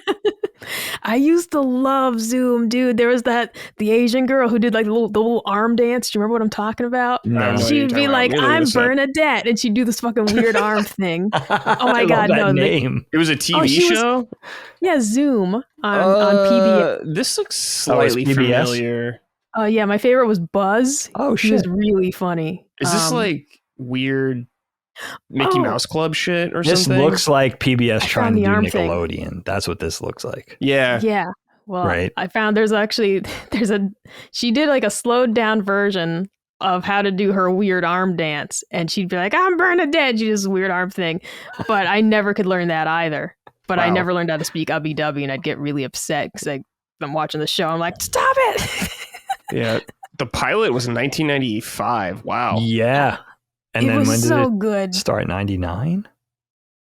Wow, that's this is one of those shows that like tricks you into learning. Nah, I wasn't doing that shit. No. Buzz taught me how to make muesli. All right, he had recipes every week. Muesli.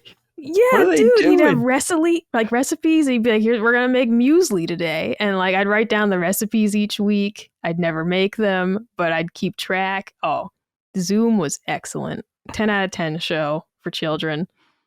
Oh, I should.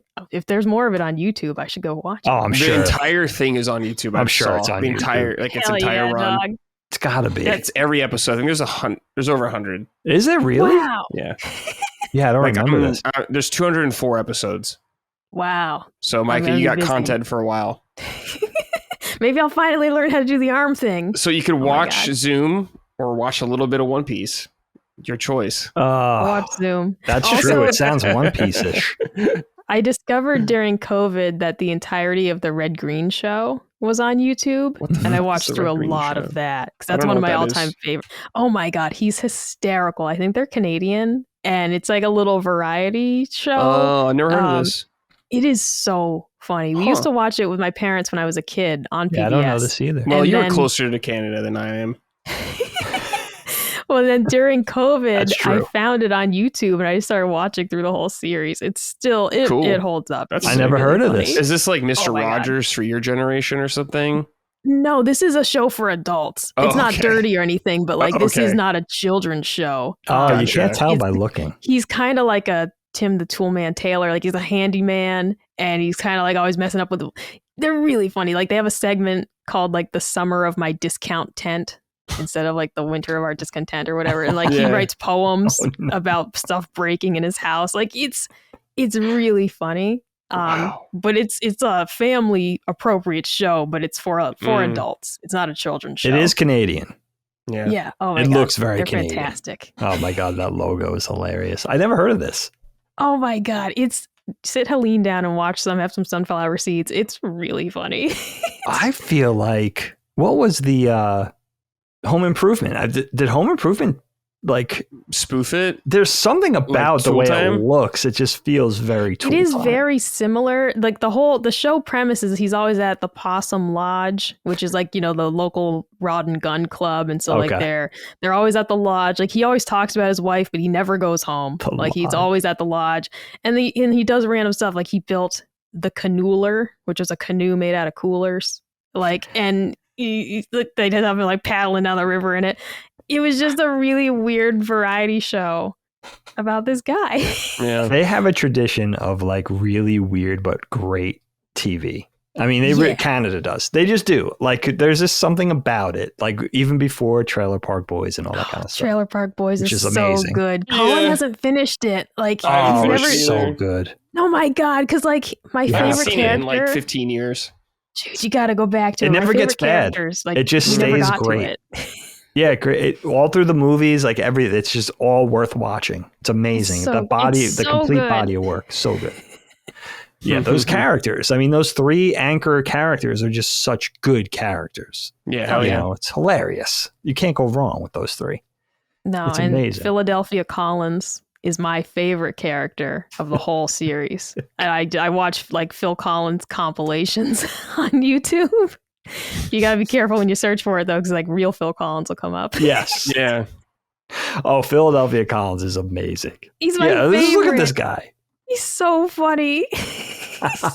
Rest in peace. Because he passed away like several years ago. Wow. And I was just like, man, because he's so funny. Yeah, he's great. Forgot all about him. Now, Micah, why can't we? Let me think. Let me see if I could go back. Pig Latin. Let's see if we can wrap our head around it. It's so easy. In premise, it's so easy. All you do is take the first letter of the word. Yeah.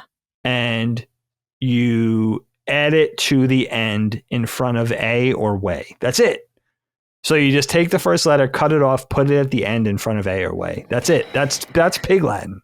For some reason, those 2 rules have eluded me my entire life. Like, I think I know it, that I start to do it, and I'm like, I don't know. So it's like banana, is it bay? Banana bay. So a banana would be anana bay. Anana bay. You take the first letter off? That's it. Okay. Put it at the end in front of like a or way. That's A or way. So weird. N-A-I. Icame. So it would be Icame. Icame. Yeah, you just say it. Yeah. Okay. But then I try to put it into practice, and it's just like the whole thing falls apart. I always got so frustrated with it as a kid because there were kids that were so good at it. Ricochet. Yeah. It's like, I don't know. Yeah, then it gets weird. Yeah. Don't do that, Brad. Now you throwing me off already. Yeah. It's like, I don't. There's just something about that. I'm not meant to learn it. And then that was the weird thing. Like it's a like dead language, man. Kids were good it's at a dead language for a reason. Stay dead. Oh my God, though, this is one. We're talking a lot about TV today. I loved Everybody Loves Raymond when I was a child. Mm-hmm. There's an episode where his mom finds his childhood diary. And in the diary, he had a code that he wrote in, but he would really just rearrange certain words. But like he wrote I hat my mom, which meant like I hate my mom. And she was like, did you really think I wouldn't figure it out? Like, because it's like he thought he had this like sophisticated system to hide certain words. He just wrote I hat my mom. That's funny. I never thought about writing in code in a sort of a journal or something like that. For that. It's a great I had idea. a diary with a little padlock on it. Oh, that was the security system. Because I couldn't have password journal from the TV. Right. Couldn't have one of those. Oh, wasn't cool enough. I remember that. Yeah, my sister had. I don't know if Allie had it, but Dana definitely had a journal with a padlock and the whole thing. And I just think she would hide it, and I just wasn't interested in like trying to like do the brother thing of like. Snooping. That's such a girl thing, dude. Girls had diaries way more than dudes. I remember trying it 3 times. I was like, this is the worst. I can't do this. I'm not going to do the diary thing. This is so awful. Yeah, we're just not meant for this, you know? I mean, but I was just never interested in it. And I think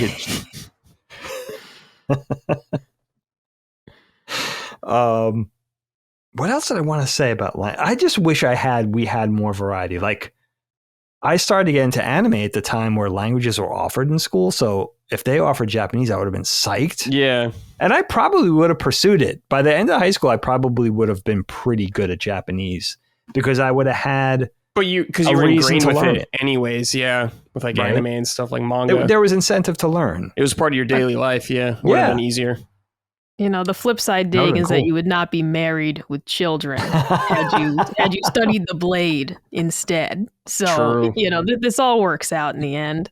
You think so? I still maintain that you could be a otaku and be cool, but my kids aren't buying it. I think there's a certain level. You know, I think there's a certain level. What, your kids don't think you're cool, dude? I don't know. I still don't know if my kids think I'm cool, but the anime nerd / cosplayer, whatever thing has taken shape now in 2025. Like that's definitely seen as, I think with the advent of TikTok and Insta and everything, like that's a known brand. It's like when we grew up with the goth kid, like that's a type. Yeah. It's a genre.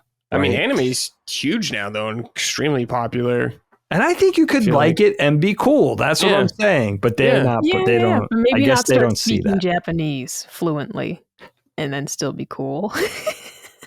See, I think that would give you a lot of street cred if you were an otaku, like you loved manga, you loved anime, the other you loved otakus. video games. Yeah, I don't even know if otaku is the right word, because that was like, look, you can be into a lot of weird stuff, just don't be cringe about it, and people will usually be fine with it. Right, like you're saying. Don't walk around like going, oh, hello, Damon Coon or anything like that. Don't do that. Bradley Coon. Yeah. Like I went to art school with a kid who carried his sword on his back. Yeah, don't like do Cloud. that. Like we called him Cloud, and he used to get beat up by people. And it was just bad. Like he didn't get beat up by art school kids, but like random people would see him driving down walking down the streets of Philadelphia, and they would get out of a car and beat him up. Happened like 3 times. Damn.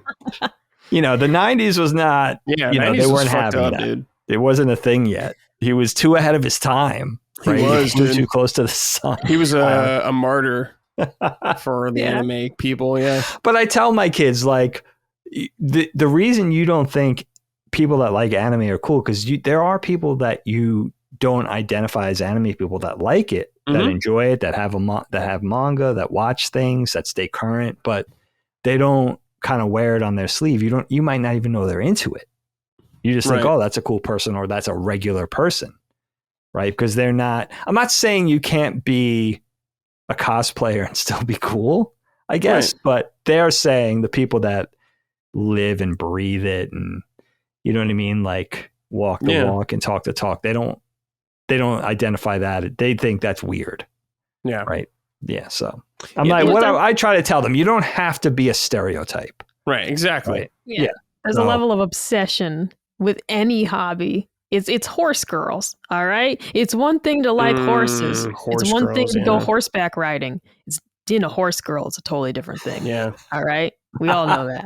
Like we all know the horse girl types. So it's like there's nothing wrong with liking horses. Yeah. Nothing wrong with riding horses. Yeah. But once you're designated as a horse girl, too much. That's the white person version of an otaku, basically. Yeah. Okay, that's a lot. Okay. Yeah. I remember a couple girls like that. Yeah.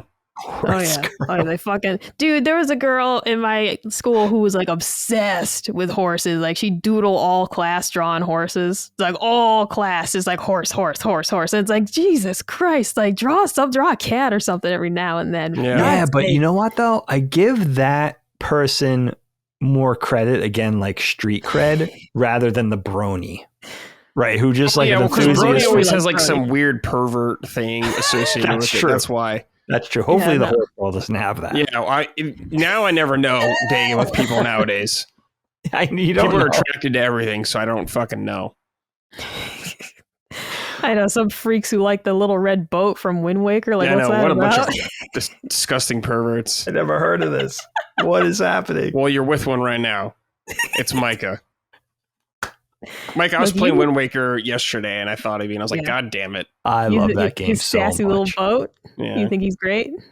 I mean, I like the King of Red Lions. Yeah, he's cool. Yeah, he's kind of hot, right? No. He's just cool. He's just cool. That's all. You never know. What happened the other day? This was like 3 weeks ago. My sister-in-law, Helene's younger sister, lives in like a neighboring town in Bucks County. Very like colonial suburb. You don't see a lot of colorful characters out here. You have to go into Philly for that, right? So, just a typical suburb. You see a lot of regular types, but you don't see anybody who's like off the reservation. She goes into a Whole Foods to go food shopping after she drops her kids at school, and there's a dude walking around in like pink boots, Daisy Duke, like really high cut Daisy Duke, and a horsetail hanging out. So like kind of like like just had that, and like on top, weird like top hat, like almost like who's the guy from Guns N' Roses, Slash? Yeah, but had blonde hair, long blonde hair, like CC DeVille from Poison, but maybe could have been a wig. Maybe it could have been his regular hair, right? So it was like, all right, that's weird. She's sending us pictures of this guy. I'm like, all right, that's weird. You don't usually see that in the suburbs. That's kind of neat. And this guy's like in the produce section picking out, apples. Mm-hmm. So it was kind of weird. She took a picture on the sly, sent it to us, and take a closer look.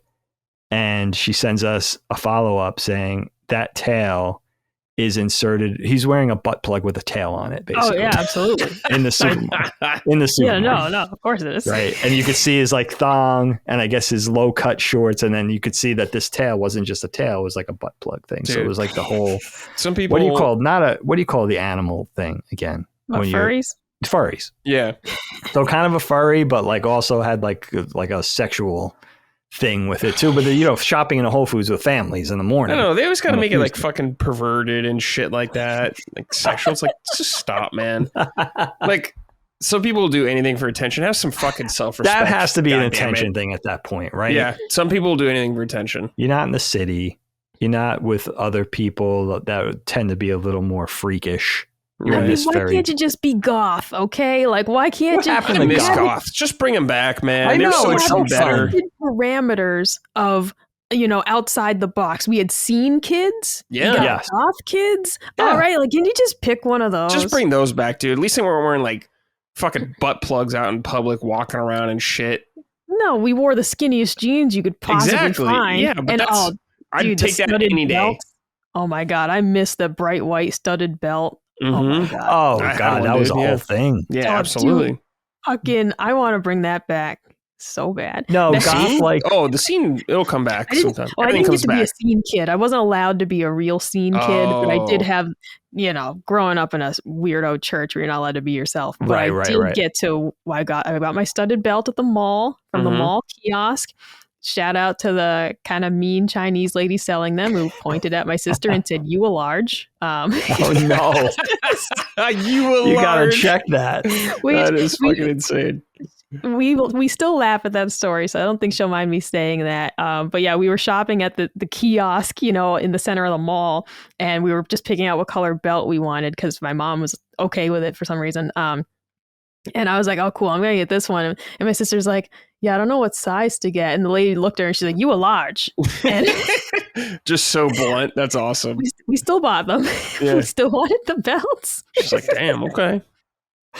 I was once called by a Chinese lady Hungry Boy. My nickname was Hungry Boy because sick. When Helene and I ate at this place, I would always take her. I always ate all my food, and then I would take Helene's food to go. And then because you're a dad, man. Dads are garbage disposals. Oh, you have to do it. It's just a natural thing. Yeah, because I used to laugh at my dad for doing that. Then I became him. Yeah, that's what happens. And that's every just time. a natural. Yeah, that's the natural order of things. Circle of life, yeah. But the second or third time I did it and she caught on to this rhythm, she was like, "Oh, you hungry boy." And then from that moment on, that's what she called me. My nickname was Hungry Boy. That's a cool nickname, dude. And you know what? I wore it like a badge of honor. Yeah, Hungry Boy. I don't care. Your food is delicious. The Asian restaurants, excellent. But they got no chill because it was when I was out with my first boyfriend at the time. He didn't have a job. I paid for everything. But I paid for dinner and I took my credit card out and the Chinese waiter looked at him and he goes, usually the man pays. Oh, and I was just I couldn't believe he said that. I'm internally trying not to laugh because it was fucking hysterical that somebody called you out. That's really well, you've funny. talked about this deadbeat before. What was his reaction when this happened? Oh my God. At the time I was just quick on my feet and just said, "Oh, I like to treat him to dinner sometimes." You intercepted, it was all the time. Okay. But I was like, I like to treat him to dinner sometimes. The guy said something like, "You're a nice girlfriend." But he was like, "We're never going back there." I was like, "We're absolutely going back there because they have the best chicken fingers in town." Yeah. And we went back there. Okay. He should have been like, he should have been like, "Yeah, that's right. That's awesome. My girlfriend pays for everything." Yeah, dude. If someone had a girlfriend that paid for everything, that'd be sick. I'd be totally cool with that. I don't understand the part about the woman being the breadwinner. That's fine with me. I don't give a shit. I was telling Colin, I was at the post office yesterday, and I was so close to me, like, "Girl, leave this man. This is this young couple, okay? and they're at the side table, like prepping their stuff for the post office. She filled out the envelope for him. All right. It was one of those large mailing envelopes. Yeah. And she's like, all right, put the stuff in the envelope. And he goes, I don't know how. Okay. These people are at least in their 20s. I'm putting that out there. Okay. And so he holds the envelope open for her to put the item inside it. And then they get in line behind me and he's like, how much is this going to cost? And she's like, well, I don't know. They'll tell you at the desk. He's like, I didn't bring my wallet. Oh, I was halfway to turn around and be like, girl, just leave this man here. What are you doing? Like, I've seen this before. I've done this before. Get the hell out of here. You're pretty. Find someone else. Like, okay, that's a good thing. It's not all about money, but it's about being helpless. Yeah. And this dude's helpless. He couldn't put something in an envelope. Yeah. And there was nothing wrong with him. I want to be very clear. Okay. These people were having a totally normal conversation. There was nothing about this person that indicated that they weren't operating on the same level as the girlfriend. Okay. They were talking completely normal. Then he's like, I didn't bring my wallet. All right. It's like he roped you into paying for this. The signs were not in his favor. Yeah. You needed a third strike. Like that's sketch. That's sketch. A third strike would have warranted you actually saying something. Like if something else, and I don't know what that thing could have been, but if one more event played out, then it could. Yeah. You had every right to then turn around and be like, that's 3 strikes. Like that's just in the post office since I've been in earshot. Who knows what's gone on this week? Right? Exactly. Who knows? Because the funny thing of Colin told the story of when he got called out by the black lady at BJ's because I was paying for our groceries. Yeah, sure, yeah. But we have a joint account, so it's like it's all the same money. Yeah. I just had my wallet out already because I just usually shop by myself. So muscle memory, I just took my wallet out. And then the lady's like, "Oh, he got you paying." Love it. Absolutely love it. But it's a joint account. It's all the same money. Yeah. It's like, what are you fucking talking about, lady? Shut the fuck up and scan my food. Don't give me... Exactly. And that's why it's like, I wouldn't actually call these people out, but oh my God, I wanted to. Yeah. He should just be like, that's right. She's paying.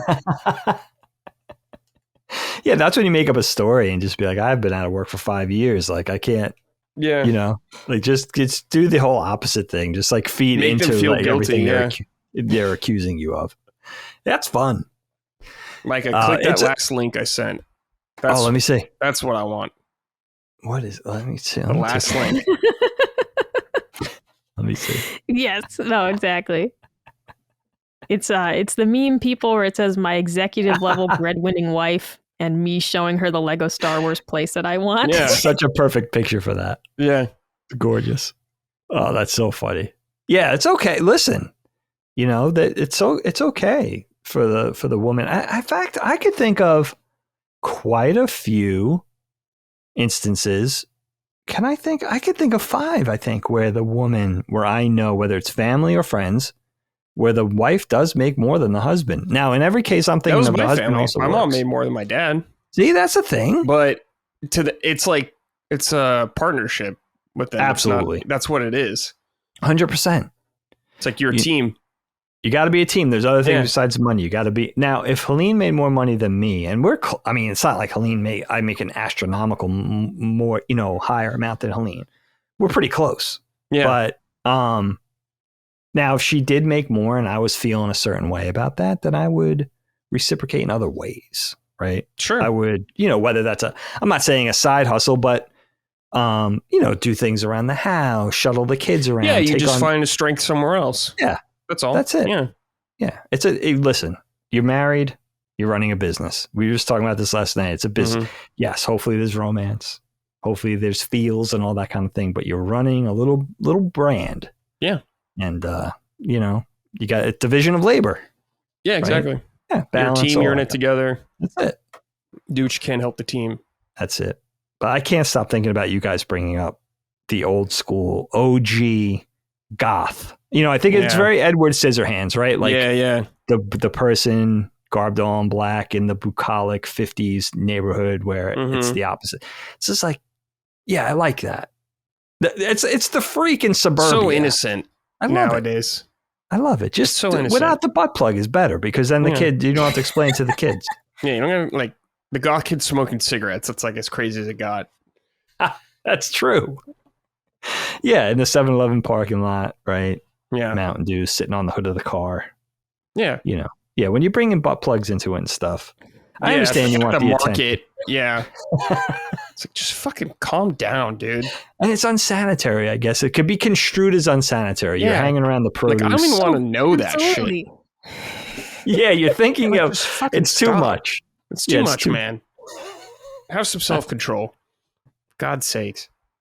But it was interesting. You know, what I'm saying is you used to have to go to the city to see that stuff. Yeah, now it's everywhere. Now it's, you know, pretty soon it's gonna go past suburbia and just shoot into the rural areas. That's how these people are gonna get killed though. So be careful. Yeah. Oh my God, yeah, it's gonna be some That's not good. Jebediah, you know, running a tractor with his butt plug foxtail, and it gets like yanked out during some sort of farming incident. Oh no! He killed in a farming accident because his tail got stuck in something. Oh no! Oh, but that's all I wanted to say before I circle back to Micah. This is her topic. I want to make sure. Now we went off on many tangents, but that's how we do. Yeah. That's how we do on That's what this Constellation. show is. Yeah. Micah, are you satisfied? Oh, absolutely. Yeah, this was fun. We covered a lot of ground here, but I think We really did did. the topic justice. Maybe the most ground ever covered on any topic. We just went wild. Yeah. Let it happen. I We're talking like about it. Chechnya, then horse butt Muzzy. plugs and Muzzy. This is a dare. This is almost like a dare to try to timestamp this. You can't. Yeah, you can't do it. You can't do It's it. not Just possible. don't Some do shows it. you can't. There's always a hero out there trying to timestamp an episode. I think this one's beyond you. Good luck. Good luck, good sir. Brad, on that note, I'm going to let you take it up with the middle, maybe the last topic, maybe the middle topics. Depends on how we run. But yeah, whenever you're ready. Sure, dude. yeah. Speaking of degenerate stuff, let's talk about Shrek. The man, the myth, the legend, or the ogre, you could say. Somehow this creature has survived in pop culture for 20 plus years. It's had 4 movies and an icon that refuses to die. But none of us want him to really die to an extent. There's something about that ogre that we just kind of want around, and he makes his way into everything. It feels like if a game gets modded, Shrek is always one of the first mods in anything.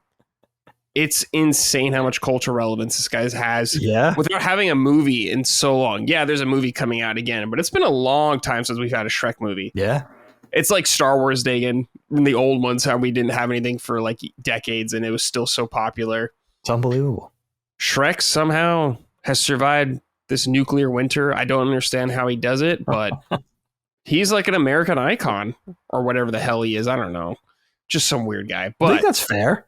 Yeah, I guess so. Like That's everyone fair. knows who Shrek is. Everyone's got a Household name. Shrek impression. Don't get everyone's got something locked in at all times. Like Micah, give me your Shrek impression right now.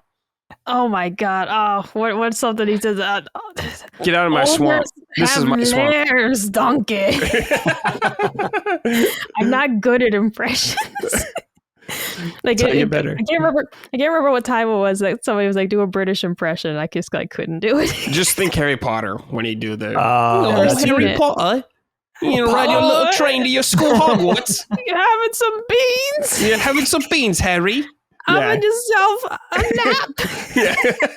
I don't know what British people do. Chip I chop, where's my tea and crumpets? Yeah. I've had myself a shit. Yeah. Oh my God. I don't know what British people sound like. I don't know what British people do. You don't know what they do. They exist. Yeah. But what do they say? Like a pip pip cheerio. Yeah. Yeah. No, put on the telly, but I can't actually- watch the telly. Yeah. For someone who likes British TV as much as I do, because as a child, used to watch Keeping Up Appearances, which is one of my favorite shows. I used to watch it with my mom. I actually bought the box set DVD, and my mom has it. I got to get that back from her. But for as much British TV as I grew up watching, I can't do a British accent. If you put a gun to my head and were like, say something I'm not British, good at Well, it it's like, either. we could do them, just not good. Like we could only do like the offensive accents. Offensive. Yeah, offensive. like a Cockney accent or whatever they call it. Yeah. Oi, mate. Yeah, we could only do shit like that. Like that no one actually talks like usually. But yeah, Shrek, Dagan, Dude, your brother has never seen a Shrek movie for some reason. I know. Being stubborn as always for no reason. He hasn't even seen the first one, right? He hasn't seen any of them. Because that's been on lying. the map for years. The first movie, at least. And now he won't, out of spite for some reason. No, you guys gotta do it. Like, I'm begging you to watch Shrek because I haven't seen it in a long time and I want to watch it. Well, he's your husband. Do something about it. You think I have any power in this relationship? I don't know. Okay, I don't know, something, right? So you gotta have some sort of, I don't know, fucking all figure I do it out. is make ribs and clean toilet. Like, Well, I got nothing. I don't know. Say I'll make your favorite meal, or just put it bribe on him. one day. We Just do put that it on. anyways. Just put it on. We're having sausage and pasta tonight. Like, You gotta it's do it like how you everybody's did favorite meal. the QVC strat on your family growing up. Oh, yeah. Oh, yeah. Yeah. That's a Because good Because one. I got Colin watching QVC. Oh, and you guys too. You got to watch QVC Japan. QVC, It's that sounds Oh, I sick. don't know. It's on YouTube. It's fucking fantastic. Sugoi! Yeah, about every product. Yeah, I gotta No, see dude, that. right. they're Every amazing. country. And yeah, when you catch my favorite thing, tiniest tangent. My favorite thing that I forgot about Japanese is when they don't have a Japanese word for something. Like, I'm shocked when they'll be like, they'll be like, da da da da da, shampoo. And I'm like, Yeah. you don't have a word for hair cleansing detergent? There's no word for that? I love that though. No, I love when they're just rambling along and then they'll suddenly throw out like the best. dishwasher. I love that. And it's like, you don't have a word for this. I love it. hamburger. Yeah, just I don't know. You're like, whoa, cool. Butt plug. Like, Horse butt plug. Yeah, Butt that was so plug. good. Butt plug. horse the tail, butt to plug. Hey, that was very good. You're Yeah, that was ready. good. Yeah. But sorry, Shrek. Oh yeah, Shrek. Dagan, what's your history of Shrek? Yeah, well, with Colin, I kind of get it because it's almost like a badge of honor. He's gone 25 years without seeing this iconic film. It's like, why even, now it's like, why even do it now? I went this long. So it's like trying to get him now is going to it's going to be a struggle. He wastes so much dumb time doing dumb shit. It's like, I know. Man, you could spare an hour and a half. That's true. It's short. It's like an hour 40 or something. Yeah. It's a quick one. Yeah. Now I'll tell you a few truths about this. When you sent the topic, I didn't want to do any research. I just wanted to go with what I already knew about Shrek. And I did watch it. I did watch the first movie this morning, though, Brad. You did? Yeah. Wow. I watched the first one, and I got to admit up front, I've only ever seen the first movie. Oh, okay. And it took me quite a long time to see it. I didn't see it initially when it came out. Interesting. I dismissed it. Was it because it was CG?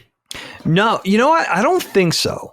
Because I already loved, CG you like Pixar? dating back to Toy Story in Yeah, 95 yeah. and so forth. So I don't think it was a CG thing specifically, but I remember spring of 2001 is when that movie came out, if I'm not mistaken.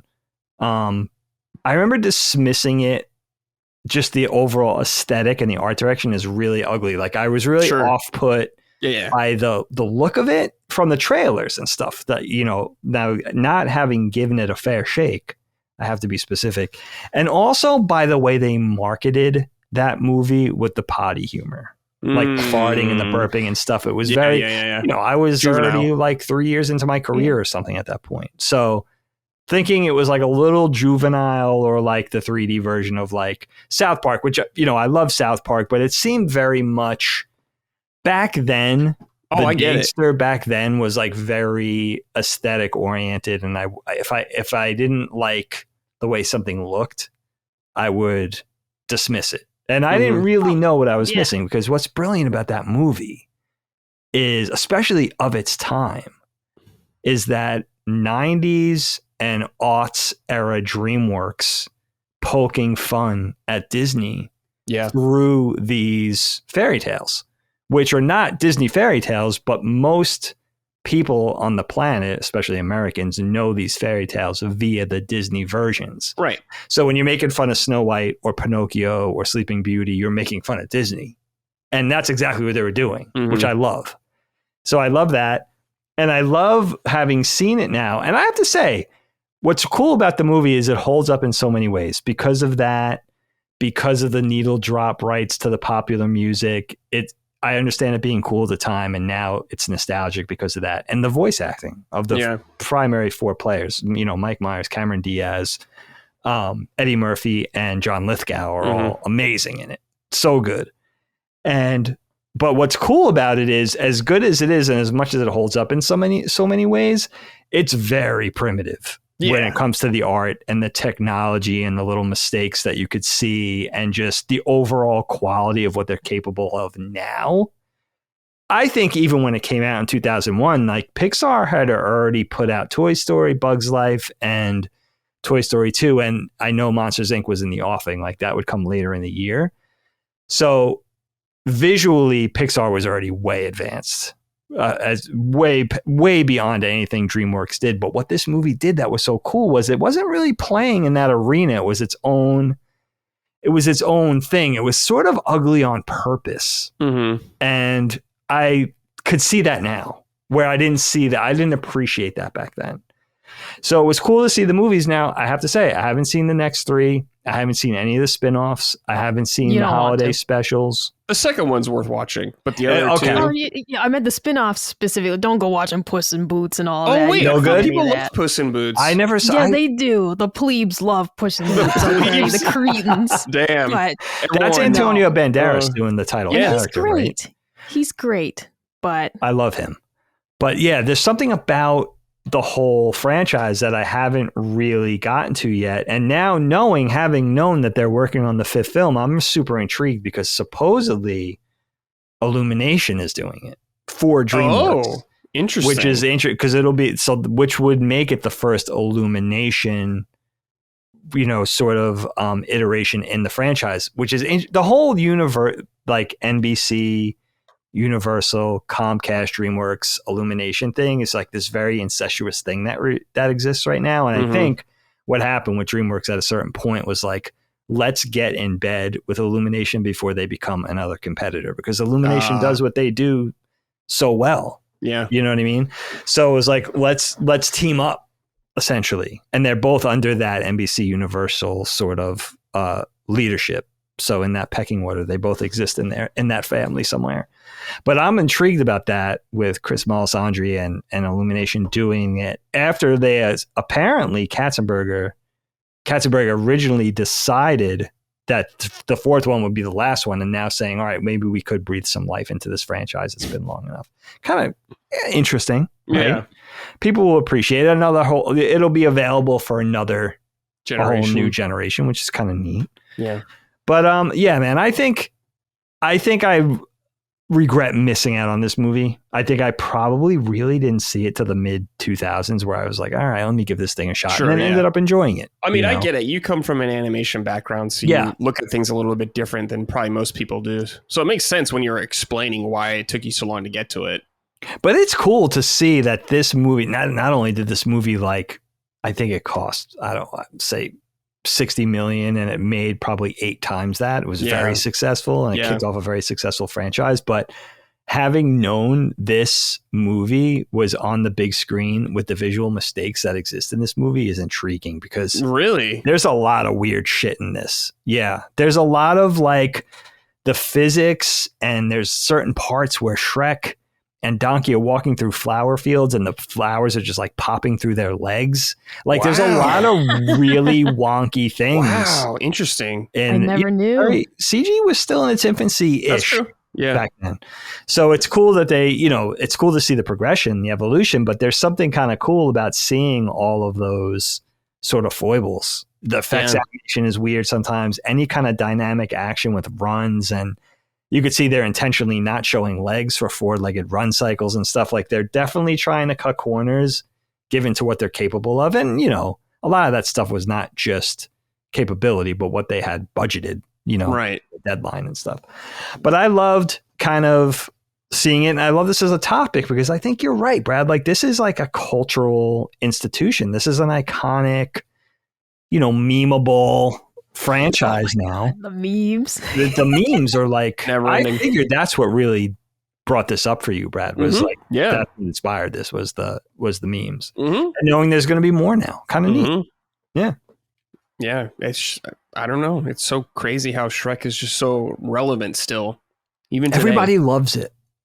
I don't feel like there's anybody who doesn't love it. Your brother.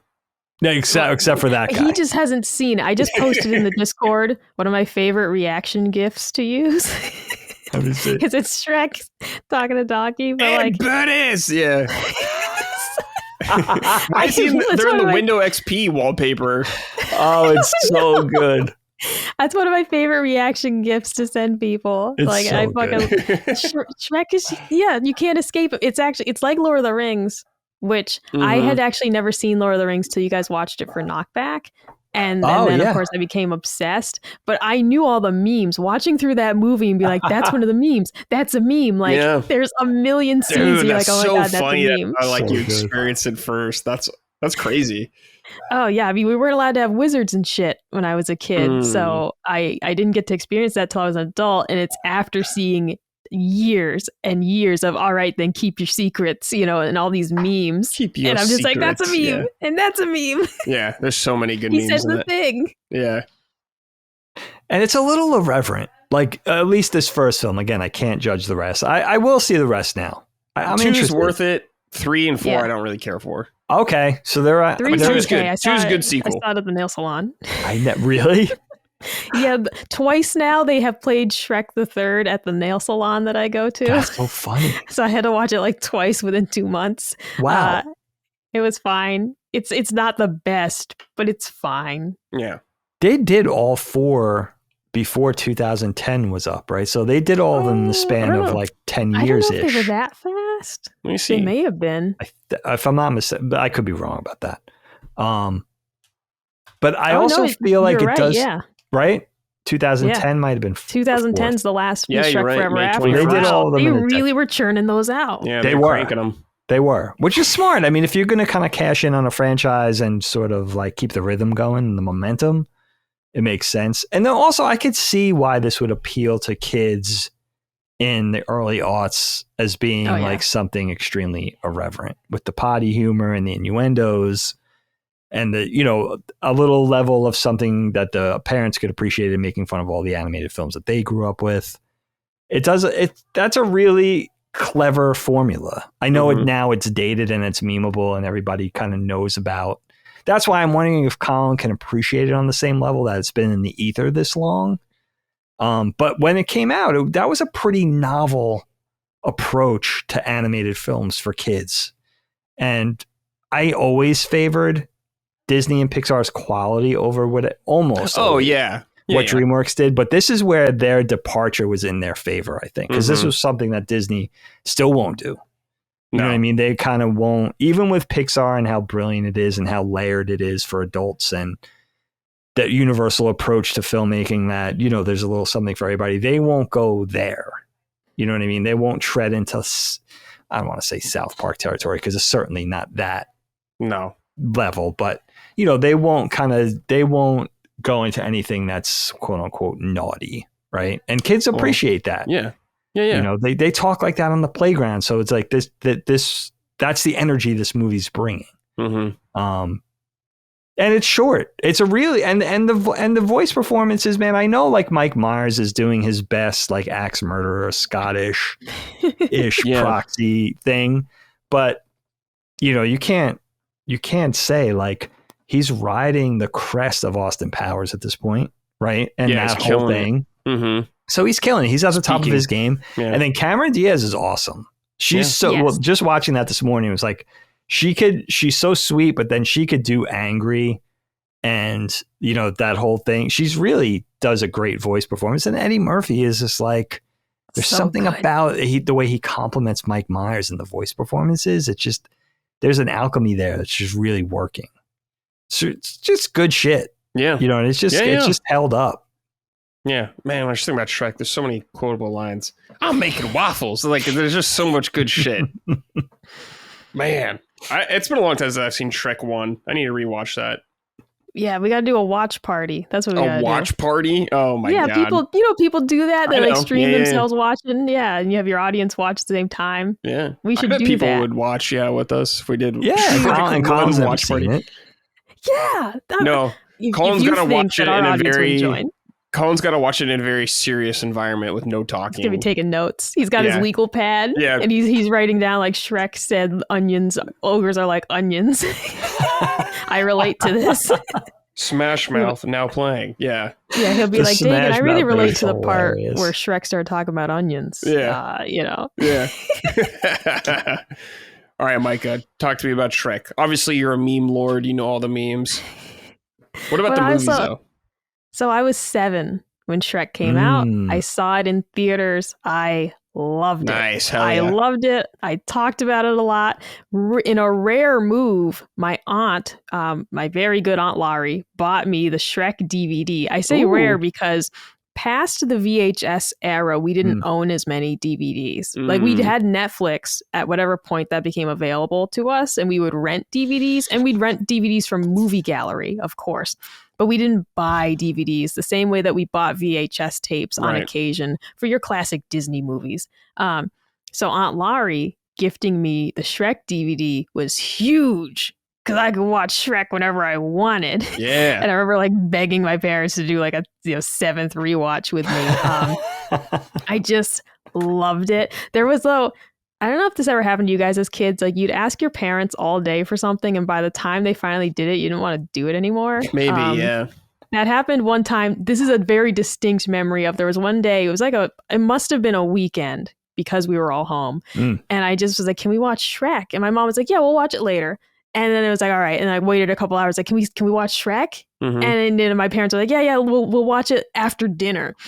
And then like we finally get to watch Shrek, and I did not want to watch it, but I had asked them all day, so I sat and watched them. That's funny. I just remember like the opening of the movie, and I was just like, I don't want to do this anymore. Like I wanted to watch it 6 hours ago.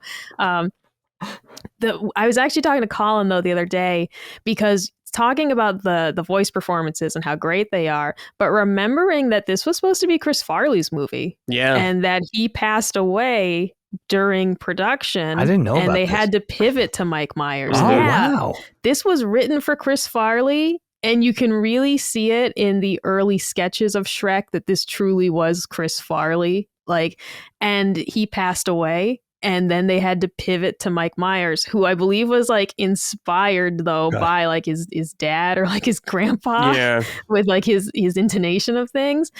But this is one of those things of, this movie ended up still being huge, but it could have totally flopped because this was written with someone else in mind. Oh, man. This was a completely different take on Shrek, having Mike Myers do it instead. And it's the wondering what would have been. Yes. Would it have been as popular? Would it have been somehow more popular? Because Shrek really took off. And like every other kid's property, had the Shrek bed sheets and the Shrek video games. Like Shrek became huge. But you wonder what the flip side would have been if Chris Farley did do the whole movie. Because the alternative is, what if he did the whole movie and then passed away? Then what happens to this franchise? What if they had to pass it to someone else after? It's a very interesting thing to think about how this could have turned out so differently instead.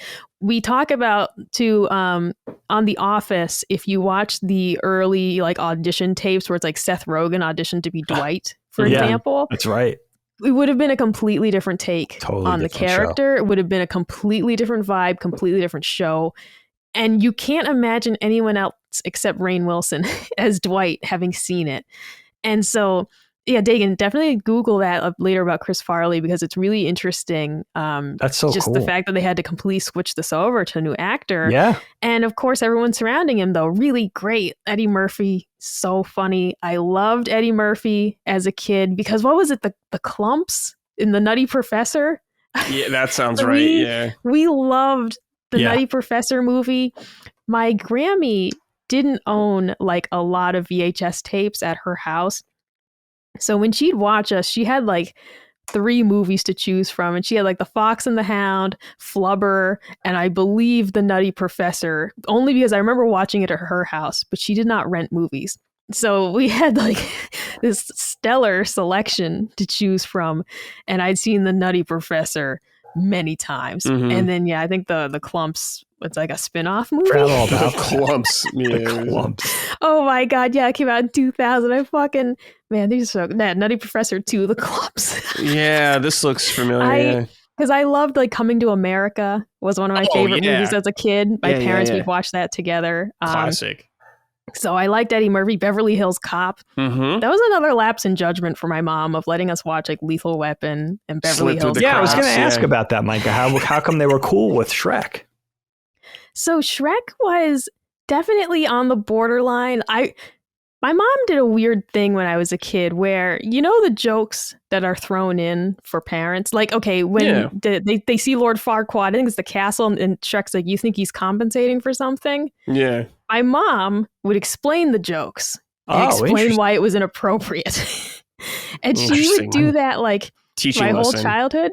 Yeah, but you know what? It's like that joke wasn't for me, and I wouldn't have known what it meant, and I wouldn't have known it was inappropriate. You wouldn't have picked up on it at all. Yeah. No, like those jokes are in there for the parents. Like those things are meant to go over my head so you have something to laugh at. Like, but my mom would, whatever something was inappropriate, she'd explain why, and then you're kind of sitting there like, oh.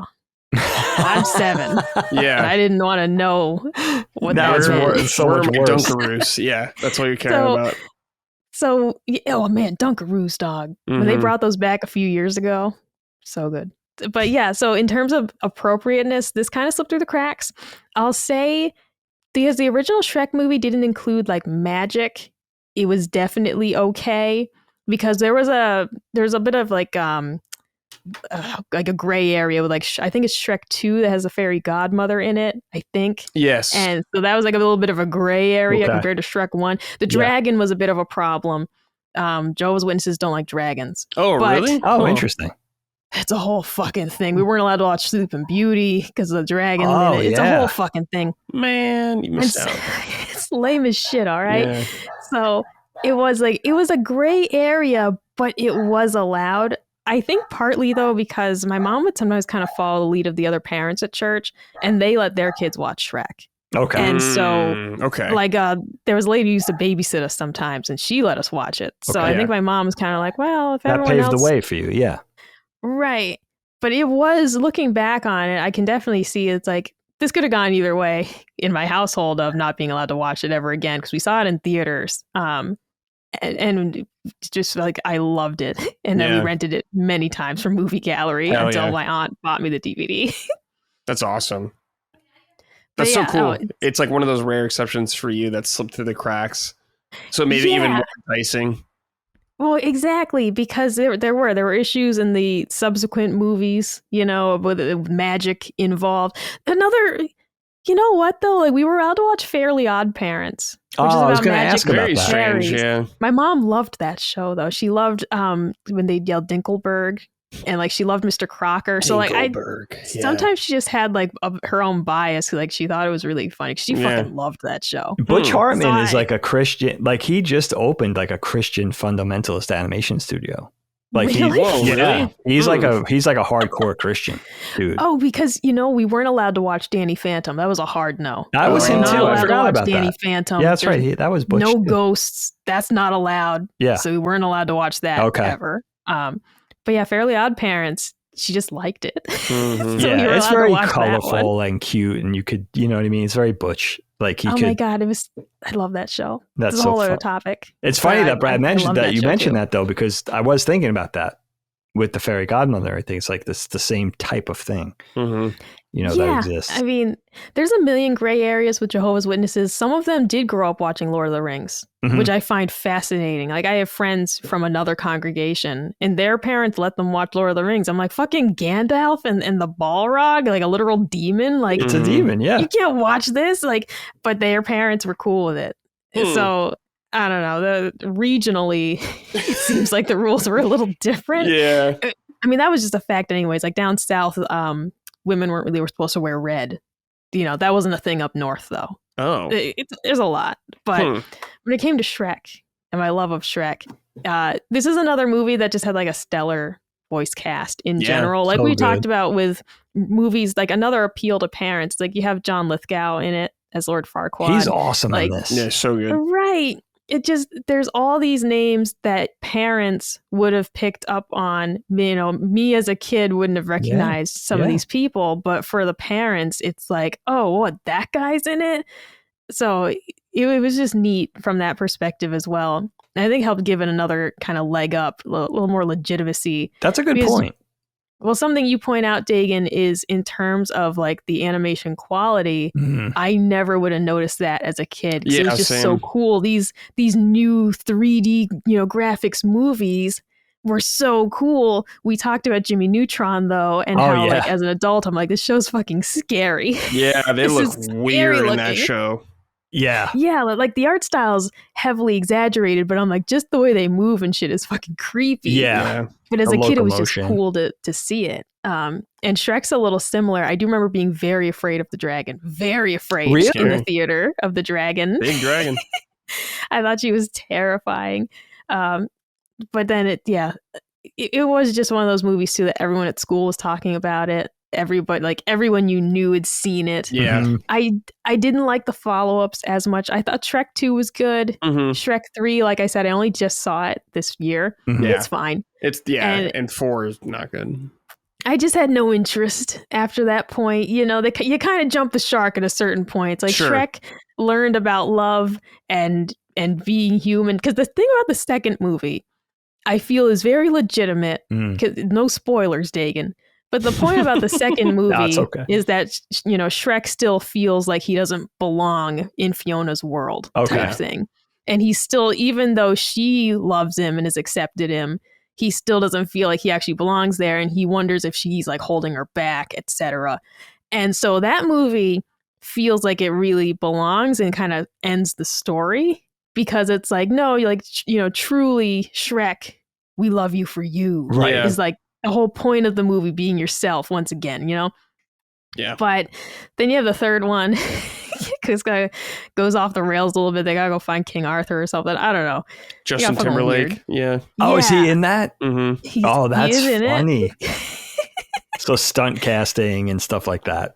That kind of see when things like that start to happen, then it starts to lose its authenticity a little bit. Pretty much. We do a classic body swap. Donkey and Puss in Boots switch places for the whole movie, so it's weird. Okay, I didn't love that. It's not super creative. It feels like no, and it's just I don't know. It just gets to a point where you're kind of like, all right, the first two. If we stopped at 2, this would have been fantastic. See, I love that. All right.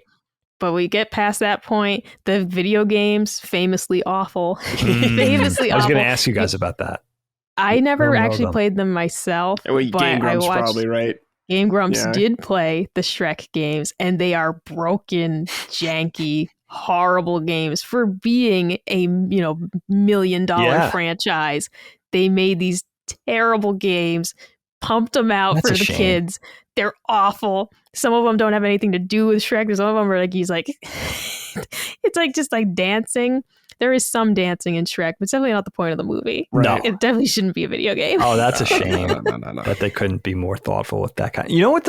I could see kids loving the first movie. You know what's so cool about the movie and having, a fresh reminder of watching it this morning? Like, it's brilliantly paced. It's quick. It moves at a brisk pace, and there's never a dull moment. Like it's very entertaining. There's no boring spots, and it doesn't feel rushed. It doesn't feel artificially like brought along to make it not boring for kids. Like it has a very organic, deliberate pace, but it never gets boring.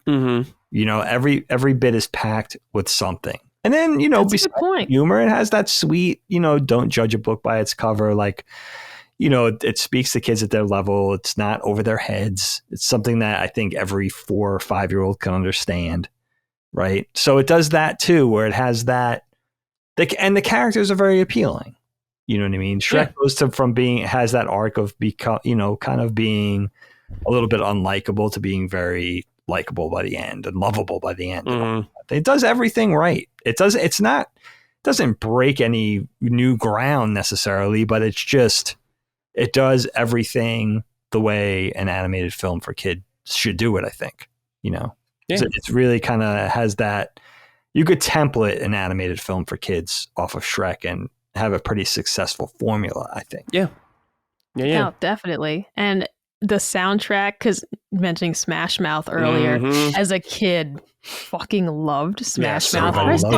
Yeah, so good. It's so sad that the lead singer died. Dude, it was so sad. But forgot about that. It was fantastic. And for a lot of kids my age, it was the first time we heard the song like I'm a Believer, which was a cover, but we didn't know that. Yeah. And we just, I fucking loved it. It was just, it's a high energy, but I feel high quality soundtrack, if I may say so. I just though, is there really any doubt why Guy Fieri had such a rise to popularity with a generation of people who loved Smash Mouth so much? I love that comparison. That's the best comparison I've heard all week. It's just, there's something about these men that people my age are just like, this dude fucking rules, okay? Yeah. And then here comes Guy Fieri. I'm like, and this one's cooking. Same guy. He could be the lead singer of Smash Mouth. Why didn't somebody think of that? Oh, they have. So many memes of him in Smash Mouth. Oh, is it really? Oh my Dude, that's God, hilarious. Yeah. There's so many memes of being like, have you ever seen the two of them in the same place? That is, but that's funny. now that he so unfortunately passed away, we know for sure it wasn't him. But yeah, the soundtrack was also just excellent. And yeah, Dagan, it is a story with heart. It does have heart. Yeah. Like it really is a sweet little story by the end of it. A lot like behind all the funny stuff, you're not my gumdrop buttons. I loved Gingy. Like that was my favorite scene when I was a kid, when they're like snapping his legs off. It's disturbing. It's so and then he funny. takes one and just crumbles it into dust. Yeah. My leg. Oh my God. He's like, do you know the Muffin Man? He's The like, Muffin the Muffin Man? Man? Yeah. The Muffin Man. Like Yeah. I would rewind to that scene and rewatch it.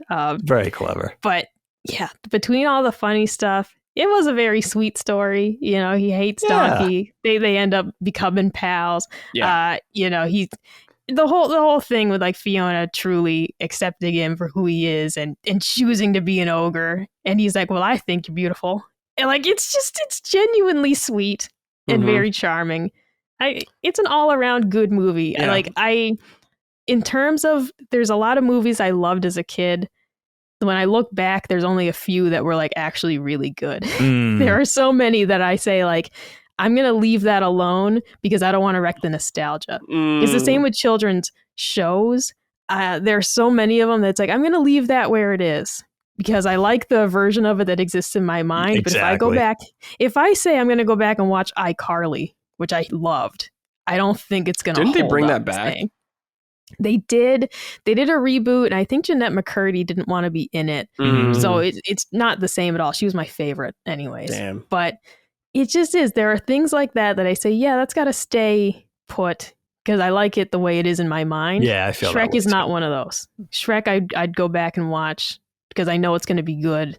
I know she's going to hold up. Not like We're Back, for example, which I only found out later has like a horrible like critics rating. The IMDb score was like a 2. Was it really? Hated that movie. It's not good. Last time I Googled it, it's like the IMDb score was in the toilet. And I was like, oh man. That's a I shame. liked that movie. Rotten Tomatoes as well. Rotten Tomatoes has a 38%. And I'm like, bro, I loved that movie. So I'm going to leave that where it is. And I'm not going to try and go back and see if the magic's still there. Yeah. You know what I'm wondering now with this this trend of live action remakes? You know, you had Snow White and Lilo and Stitch. Now How to Train Your Dragon. Are they going to do this with Shrek? Live action Shrek? So I feel like you guys they've think about done that? like theater plays of Shrek, haven't Yeah, they? they've done Shrek did. on Ice. They did, yeah. Yeah, okay. Yeah. Dude, We've already Brad, crossed that, yeah. They did. do you remember the Disney on Ice commercials when we were kids? That sounds familiar, man? yeah. I always wanted to go see Disney on Ice. Ice. That was like a dream that I wanted my parents to take me. I was obsessed with figure skaters. It's like cool. Christina Oh, really? Ricci. Oh my God. Yeah. It's really Michelle cool. Kwan. I was obsessed with figure skating. And I would see those Disney on Ice commercials and I was like, I want to go. All right. And I don't think they ever came. So for anywhere me, close to Micah, us. I had ultimate like first world privilege right here. Is like I live 20 minutes from Disneyland. Yeah, you're right there. So I was always like, hey, just go to Disneyland. It's just go to right down the Disneyland. road. Who gives Yeah, a it's just- fuck? yeah. Well, like I would just go to Disneyland. I don't give a fuck about going to see them on ice or whatever like that. I'll put them on ice, all right. Yeah, whoa. We Whoa, went there's the to see- T-Rex from Toy Story on ice. Holy shit. No, dude, exactly. This is what I'm telling you, dog. Like, you haven't seen it. All right, you haven't seen it. Well, I'm seeing it on YouTube, so I'll just pull a Oh, one a that's year true. and You can watch them plays all. and be No, like, yeah, it's but good that's- enough. It's pretty cool. The Finding Nemo characters are like very large, and I find it amazing that they skate around and all that shit. Yeah, because I was a trash figure skater. I tried. That was another one of my. We got to do a topic on failed hobbies if we haven't already. Yeah, that's a good idea. Because I have figure skating top of the list. That's a good one. I wanted to be Michelle Kwan so fucking bad. I feel like every young girl at a point wanted to do that. Well, especially in Massachusetts, right? Yeah, Massachusetts. Oh yeah. Right. Oh yeah, because we already would go to like Friday night free skate, and I was like, oh man, I'd love to do that. And the problem is that I was terrified of falling down, which is also why I wasn't a good skateboarder. Failed hobby like number 6, because I was just terrified of falling, so I would not try that's anything. not going to work. That's not going to work. Ice skating is terrifying. Like I was never afraid of skateboarding, but ice skating terrifies me. I don't know what I guess it's the slippery surface or something. I don't know, man. Like if you fall down and get run over by a skate, that's not good. You see that happen enough times and you're like, I'm going to try my best not to fall down. Yeah. Which includes not doing any spins, jumps, or loops. Have you seen the movie Sudden Death with Jean and Claudine? No. It takes place during a Penguins and I think a Blackhawks game. I can't. I couldn't ever watch He gets this. on the ice at one point as like the goalie, and I remember he like kicks some guy in the throat with an ice skate on his foot. Dude, I was like, oh shit. That happened in real life semi-recently. Yeah, I'm sure I it happened. heard about that. Oh, a very unfortunate accident on the nasty. ice. Like just complete accident that this guy got slashed. It was like, oh. That's not cool. Ice skating's dangerous. And I don't fuck around with that anymore. That's not good. Yeah. That's when out of my Braden element. was little, I'll tell you guys a story. He was, I don't say he was in 2nd grade. They had an ice, like a father-son ice night, but they were smartly, I think, said it's not going to be, well, I don't know if this is smart. You guys tell me. No skates. It's broom hockey. You just go on the ice in your sneakers and everybody's got to push broom and it's like broom hockey out on the ice skating. I never in my life saw so many dads get worked. I mean, half the dudes were like, crawling off the ice with some sort of injury. No That's ambulances to my best recollection, but and I was pretty young. Like I was a young dad at that point. Like let's say I was in my late 30s and there were dads in their 50s just going down. Yeah. And I was like, somebody's breaking something. Well, it's like, how many people know how to skate? Like, I don't even know. I don't think a lot.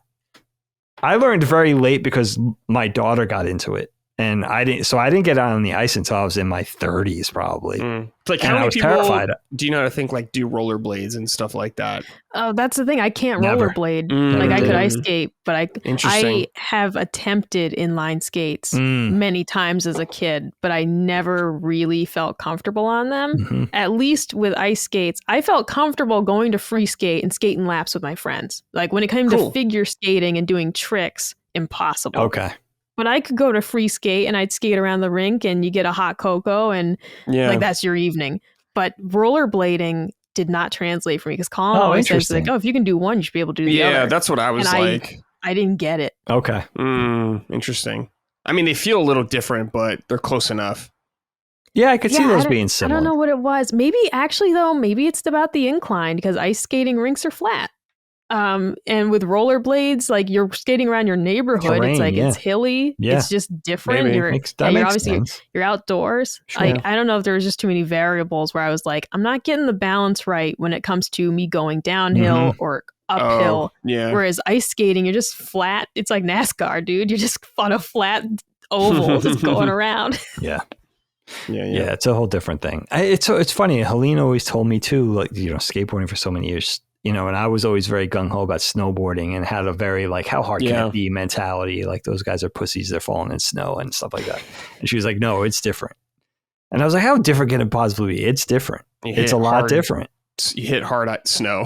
You do. It's not, it's not at all what I thought it was going to be. I mean, I knew all the things, all the obvious things. Your feet are in bindings. You have to bail differently. Yeah, it's not the same.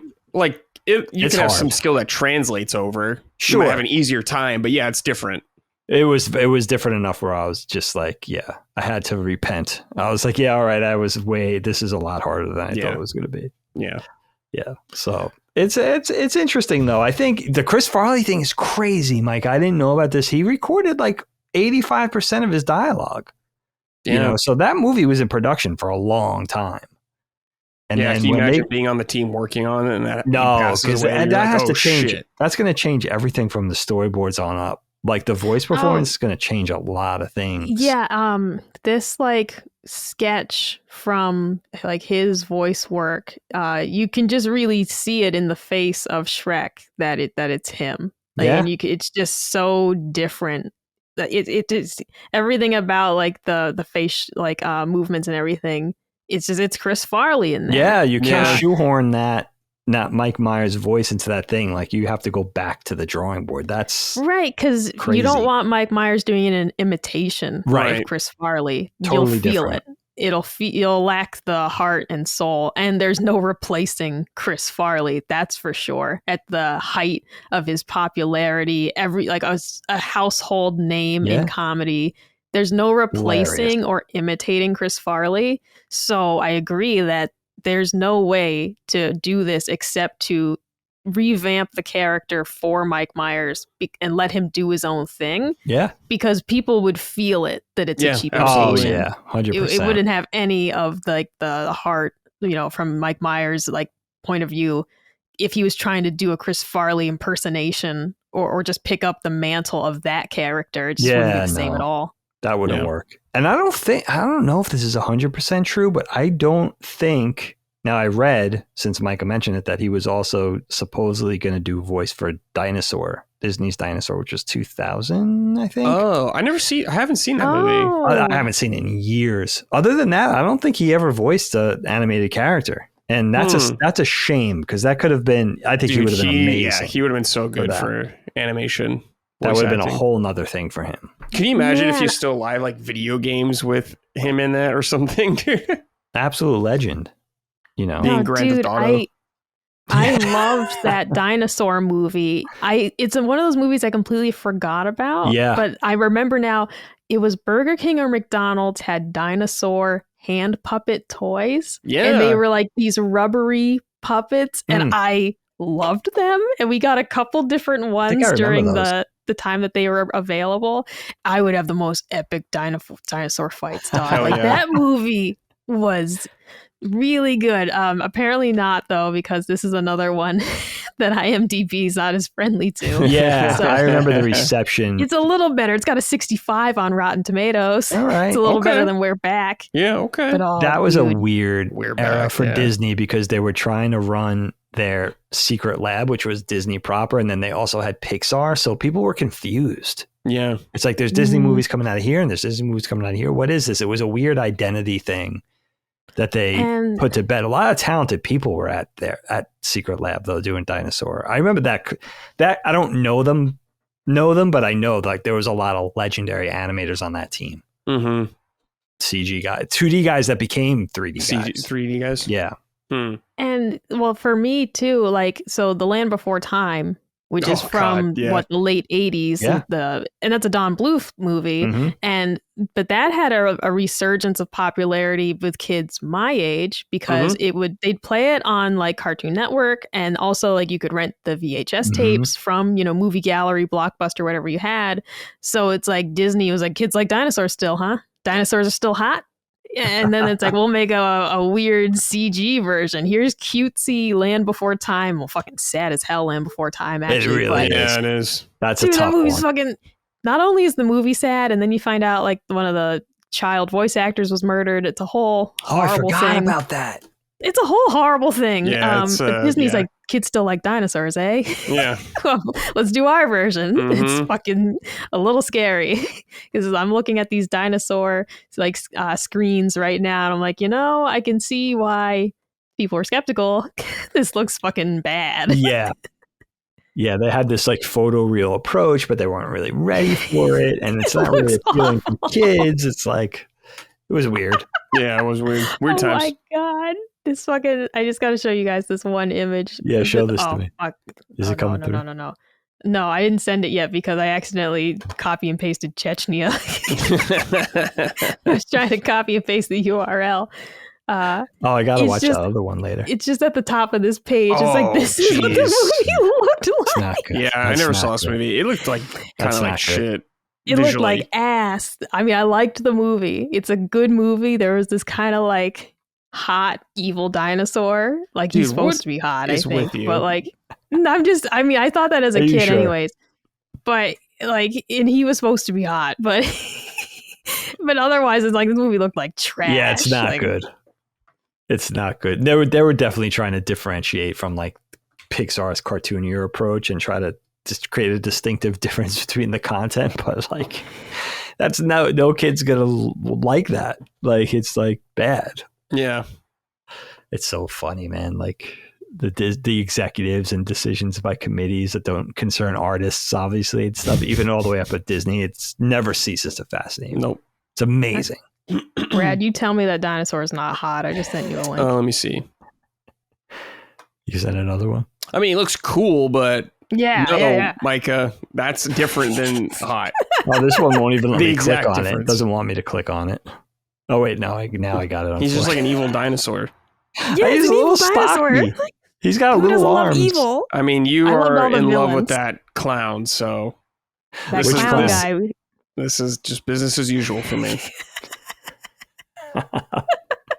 As a kid, though, I was all about the villains, like Scar, like from Lion King, Yeah. favorite. Ursula, favorite. Yeah. Like I loved so all cool. Maleficent. Wasn't allowed to watch Maleficent's that one of the movie best anymore, villains but She's ever, the dude. best. dude, like the evil queen from Snow White. Yeah. Like I just Super the cool. villains were always my favorite characters. Edgelord. Like, dude. Even young. Except, you know what? I didn't like Gaston one bit. Beauty and What? the Beast, I was like, this man's a bad man. Oh, For okay. once, I was like, this guy's no Wow. good. Interesting. You know, I was like, you be nicer to Maurice. He's a nice guy. But Maurice was hot. Maurice. But that was, you know. Maurice was. That's Belle's dad. Yeah. You had a thing going. All right. There's no common thread like I'm seeing. All right. Yeah. There's no, like I can't. He's I don't- old. Micah likes old There's dudes. a common thread. old, okay. Old, evil. Fat. Yeah, Yeah. Gaston's not old, so he doesn't fit that mold. That That's makes true. sense. He's in shape, so Micah doesn't- doesn't like him. Well, you know, here's the thing. In Pocahontas, I love John Smith because my mom told me it was Mel Gibson. I was like, oh, the lethal weapon guy. Oh, Okay. That's Yeah. right. he And is so then Mel I loved him Yeah. because he was great. But that's just because it's Mel Gibson the whole time. Yeah. Who's also quite old for He me is as a quite old. child. Oh, Yeah. that does make sense, especially with his look now with the beard and everything. You Yeah. must love him now. Mel Gibson, horrible person, very attractive. All Yeah. right. But I'm going to put out there, horrible He's person. got like a Colonel Sanders facial hair thing going on. Yeah. He's got a little bit of that now. Colonel Sanders can get it. All right. Shrek, a great get it. message. No matter how ugly you are, there's someone Shrek's out there for you. Shrek's not ugly. Yeah, he What are you is. talking about? That's not the point That's of the what is- movie. Shrek is unconventionally attractive. Oh, never mind. Spoilers for Dagan. So I have to watch two. And then 3 and 4 are always. I feel like they're always on selection on the airplane, and I'm going to be flying a lot this year. So if I could just get Perfect through time. Yeah, 2, Dude, perfect time. They were But I playing. could do That's 3 the way and to 4 do on it the for plane. those movies. yeah, Yeah. Those Like are they're 100% always- airplane movies. they're always on Oh, yeah. offer. Those two. If you hit some turbulence, it'll calm you down a little bit, you know, watching that garbage. Yeah, that trash. I gotta see it now. Like I gotta see, right? Like I gotta see it through, even if it's bad. Yeah. Because I'm You gotta definitely finish watching the 5. fight. Yeah. Yeah, You got to do it. and the spinoffs. Don't forget, there's 2 of those. I'm missing one of the spinoffs. Otherwise, I've seen most of it, I think. Okay. Are there other Shrek spinoff movies? There's probably, like, I think shorts or Puss in Boots something. has 2 movies, Yeah, right? I've seen Yeah. one. But I think there's 2 like Shrek specials or something. holiday specials, right? Yeah, There's a there's probably Christmas and a something. Halloween, I think. Oh, I definitely did not see those. But you saw the Star Wars one. I had to watch the Star Wars special with Colin, yeah. But like the holiday Star Wars specials were another special? gray area. Oof. Yeah, that Star Wars Christmas thing was the first Star Wars thing I ever watched. Are you serious? Because I'd seen like 5 minutes of one of the movies when I was a kid and it terrified me. I didn't like it one bit. And then so the first like full Star Wars thing I watched was that Christmas special. Did you get And I all was the like, way through? That's a hard thing to watch. well, yeah, we watched it. The whole That's a then very they had the hard like thing to get 5-minute musical number, and I'm like, when's this gonna end? What's happening? I think it's the What the hardest hell thing is I've ever going had to on? watch. I honestly do. I think it's the hardest. Yeah. I don't think there's something I would rather watch less than that. Yeah, I that's mean, okay. Those gross geez. Wookiees in it, yeah. So bad. Yeah, I could pick stuff. I would watch that over a couple things, but we're scraping the bottom of the barrel. Like I'm talking like Ren and Stimpy, like things I hate. Ren and Stimpy. Hate. But which is another reason like Shrek. I mean, the gross out humor is like we're the Ren and Stimpy era of children. Yeah. I was an Ed, Neddy kid, which had like some gross out humor, but not nearly as bad. Yeah, I love that.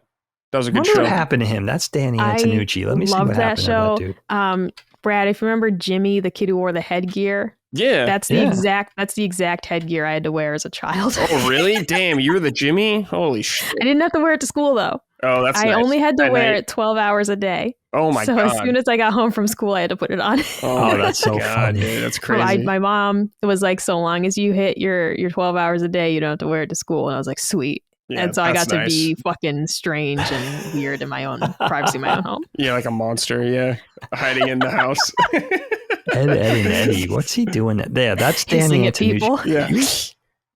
Yeah, Ed and Eddie. They got a movie digging to wrap it up.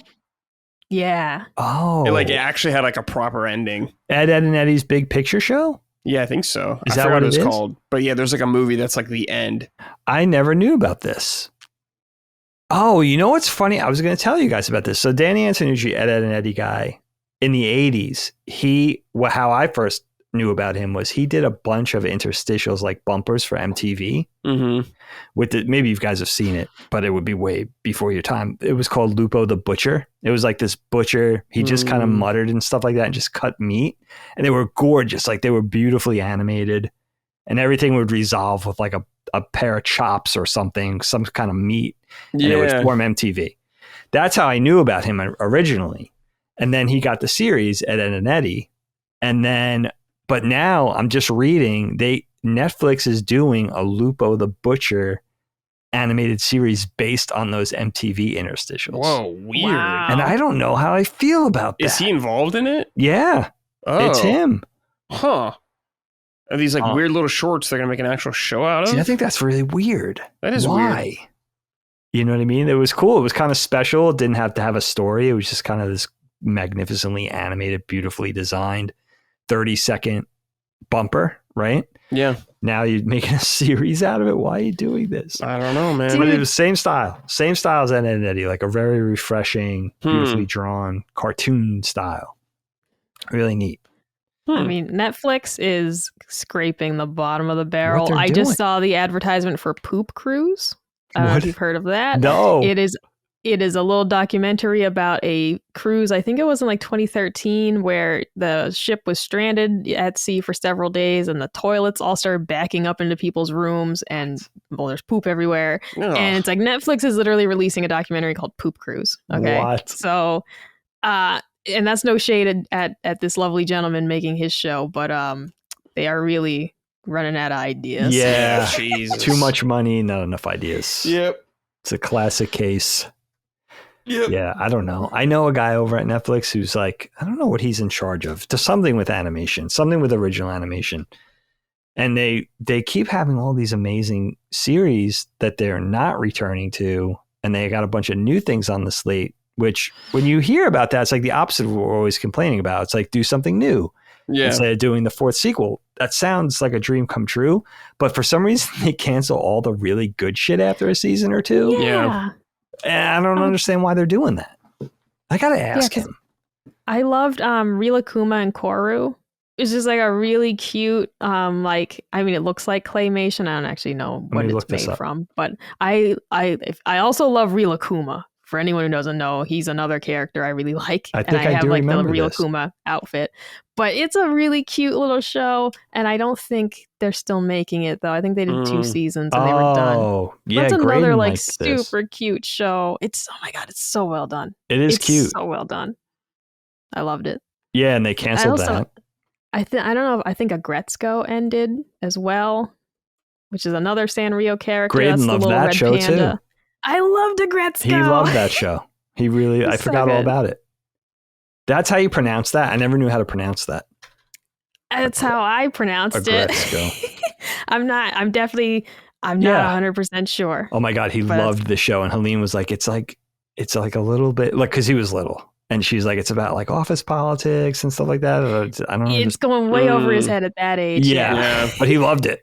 Because they actually, I mean, there's a mild spoiler alert for Agretzko.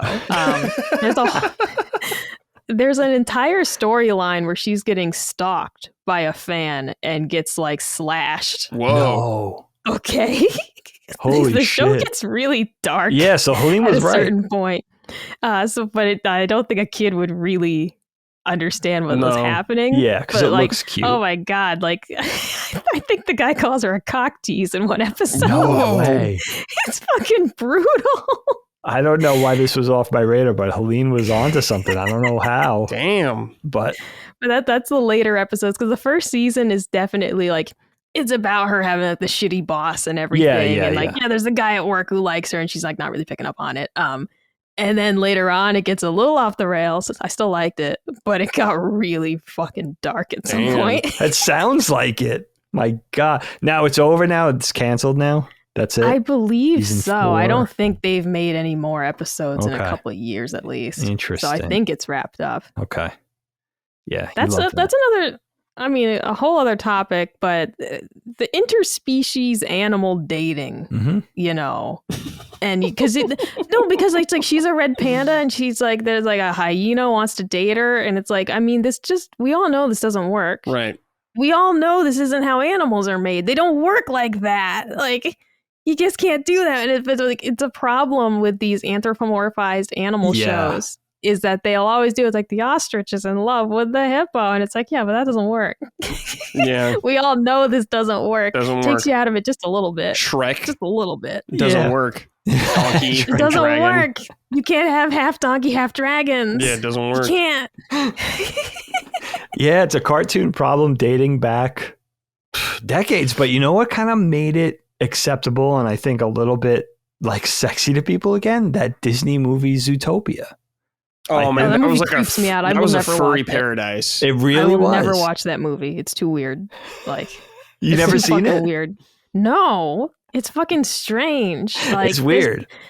Everything about it is just like, I don't know. There's a weird undertone. Damn, that's too weird for you, Micah.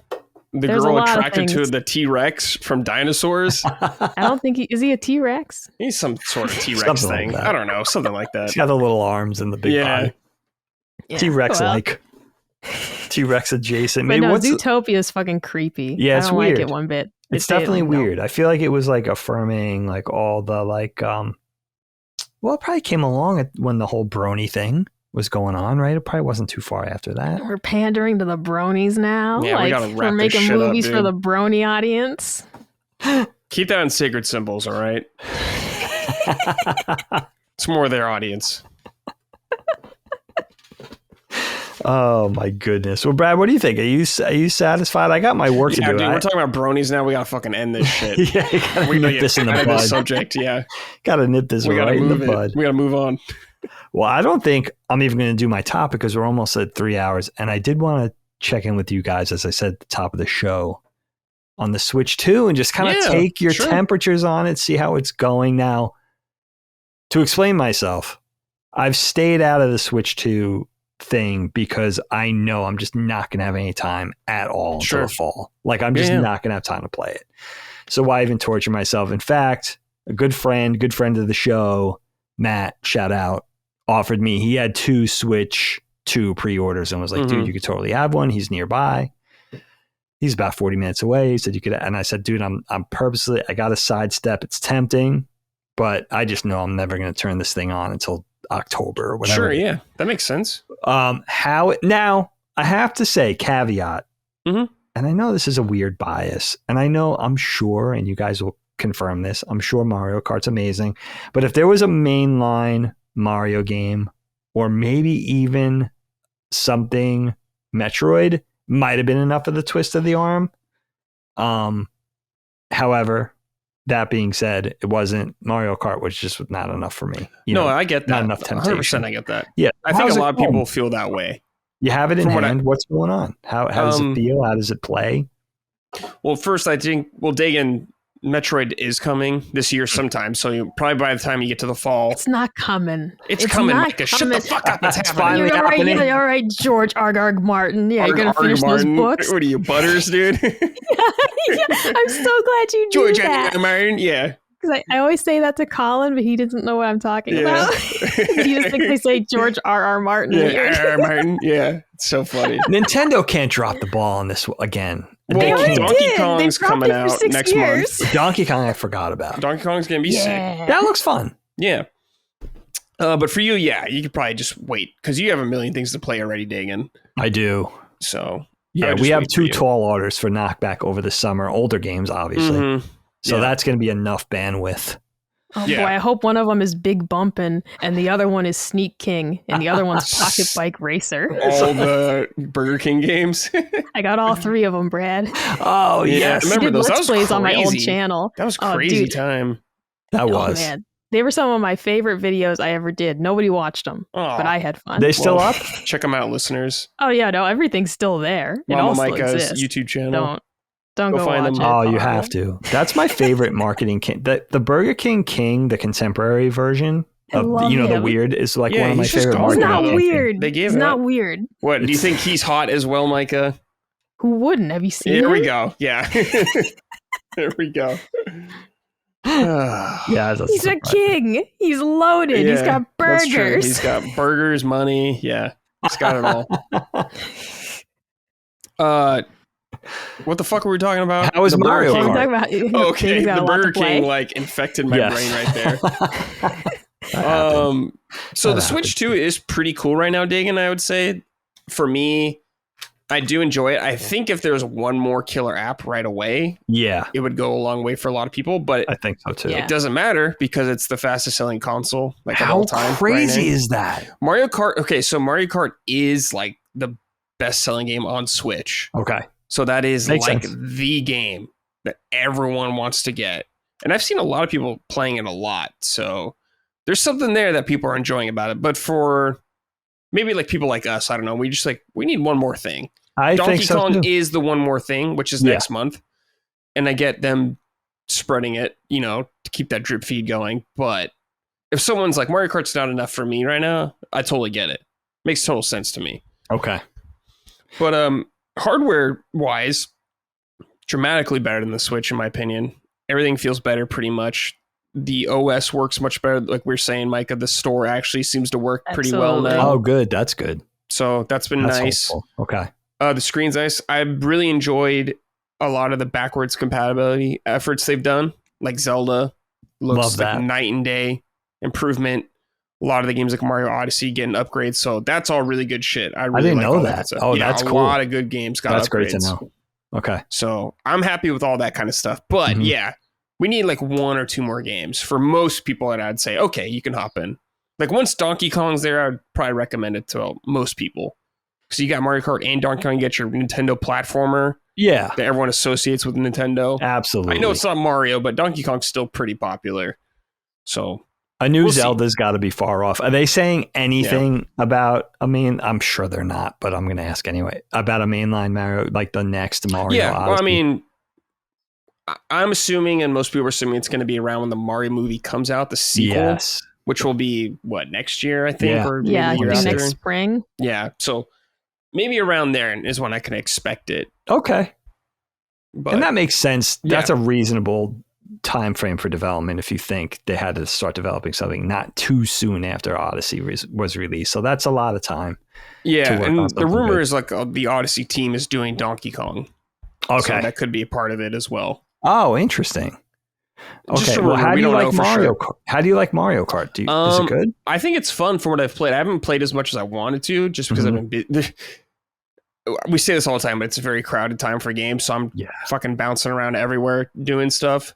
But what I've played of it, I've enjoyed so far. I definitely need to dive deeper into it. I really like the new Knockout Tour mode we were talking about before, which is like a battle royale mode, essentially, Dagan. That sounds fun. It's really fun in there. It works really well. It gets so chaotic. Yeah. But overall, I've been digging it. I still got to play a lot more of it to get a good grasp, though. Okay. What's going on with scarcity? Are these things available? I mean, if people are buying it up like that, they have to be more available. It seems strange because like when it launched, Dustin was here in California with me. Okay. And we just walked into a Best Buy the day it came out and he could just pick one up, which was cool. Wow. But I don't know if you can walk into most stores now and pick one up. Okay. I'm not sure, but I think Nintendo waited a long time to release this. They built up stock. So I think it'll be easier to find than like the Switch 1 was or the Wii was. Oh, I think you'll be able to find one easier than that. Okay. That's interesting to know. All right. Yeah, I was wondering. I didn't think it got to Wii levels. Yeah, I think by the time you were considering getting one day again, you should probably be able to find one. Yeah, it might level off by then. Yeah. Yeah. That's good. Yeah. That's good. Okay. Because I keep seeing people saying like it must not have done very well because I can walk into Target and buy one, and it's like They just my made a lot. local Targets. Well, it's just like you might be able to where you live, but like my local Targets, zero in stock. Like there is not a single Target store in my vicinity, like within, let's say, like an hour, that has any listed for sale. Okay. So it's like around here in suburbia where all the children are, these things are gone. Now, maybe you live in Alaska and there was only 3 to start with and all 3 are still sitting there. Sure. Right. But it's like, it's definitely selling out around here. Like I cannot go get one right now. It'd be impossible. The suburbia thing makes a lot of sense. There's no way they exist out here. We have a strategy of going down to like South Jersey and then going inland, like maybe 40 minutes from the shore points. And it's not as densely populated down there.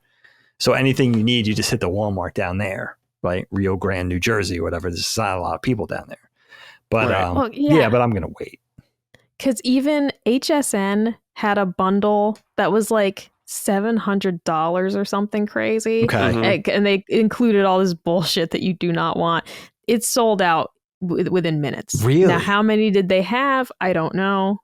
But like, regardless, like people ponied up a good chunk of money just to order it from them. Wow. Because there was a place that had it. Very smart. So it is. It's like I don't know, man. I don't know why you'd be a naysayer about it because it's like we're just all observing it. You can absolutely not want one. Yeah. But it is selling. I don't know. Yeah. I don't know why there's an argument that it's not selling well. Yeah, it's selling because they're well. fucking flying out of here. Yeah, that's what it looks like. Now, Micah, you pre-ordered, right? So you're good. Yeah, I pre-ordered mine first in our company. I got mine first at 12:03 a.m. on the day the pre-orders went live. I got mine. All right. Brad and Maddie are in the trenches trying to order them. Okay. I'm angry cool. It's a peepo cucumber. faces. Oh my God. Yeah. Like Rick is in the chat. Like he can't get into Walmart. Like it was a disaster. So I pre-ordered mine first. I got mine last because Target shipping was such a disaster that I didn't end up getting mine until like Saturday. Oh, wow. It was projected I wouldn't get it till Wednesday. Wednesday something. Yeah. And I got it a couple days earlier than their projection, but it was still way after all my coworkers had theirs in hand and they're playing with it. It was my karma though, because I got my order placed and then I just watched the chaos as you guys were like frantic. Like I think Maddie was the last one to place the pre-order.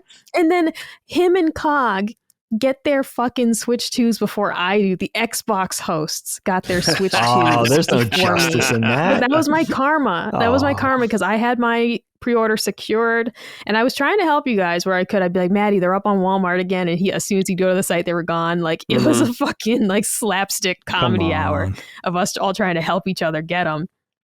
But that was my penance for getting the easy pre-order. Yeah. Is that I had to wait a couple days for the damn thing to actually get here. Because I ended up getting the GameCube controller first. Yeah, dude. And I was like, oh, cool. I have the controller. Oh, I saw you show that. Yeah. Yeah, it was fucking filthy for some reason. Yeah, you have a dirty controller. That was weird. A lot of people did. No way. Yeah, a bunch of people replied that they also got dusty GameCube controllers. I did note to someone though, because I used to work the final stage of an assembly line. Yeah. And you wear gloves, to keep the products clean. And if you didn't change your gloves frequently enough, just the dust in the warehouse, you'd start noticing like fingerprints and shit on the products, and you had to keep changing your gloves.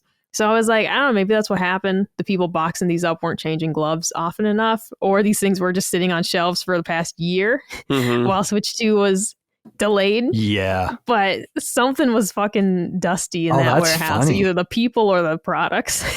They were filthy when I got it. Wow. Yeah, you don't hear about that a lot with electronics.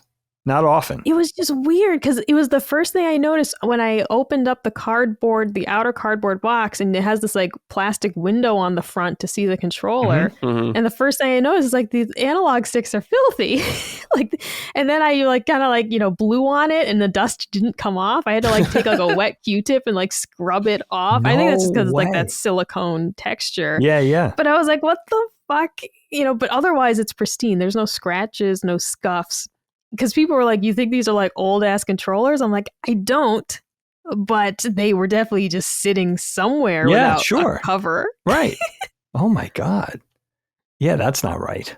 Yeah, that ain't right. I will say, though, I don't love the new Pro controller. I don't know if you got one yet, Brad.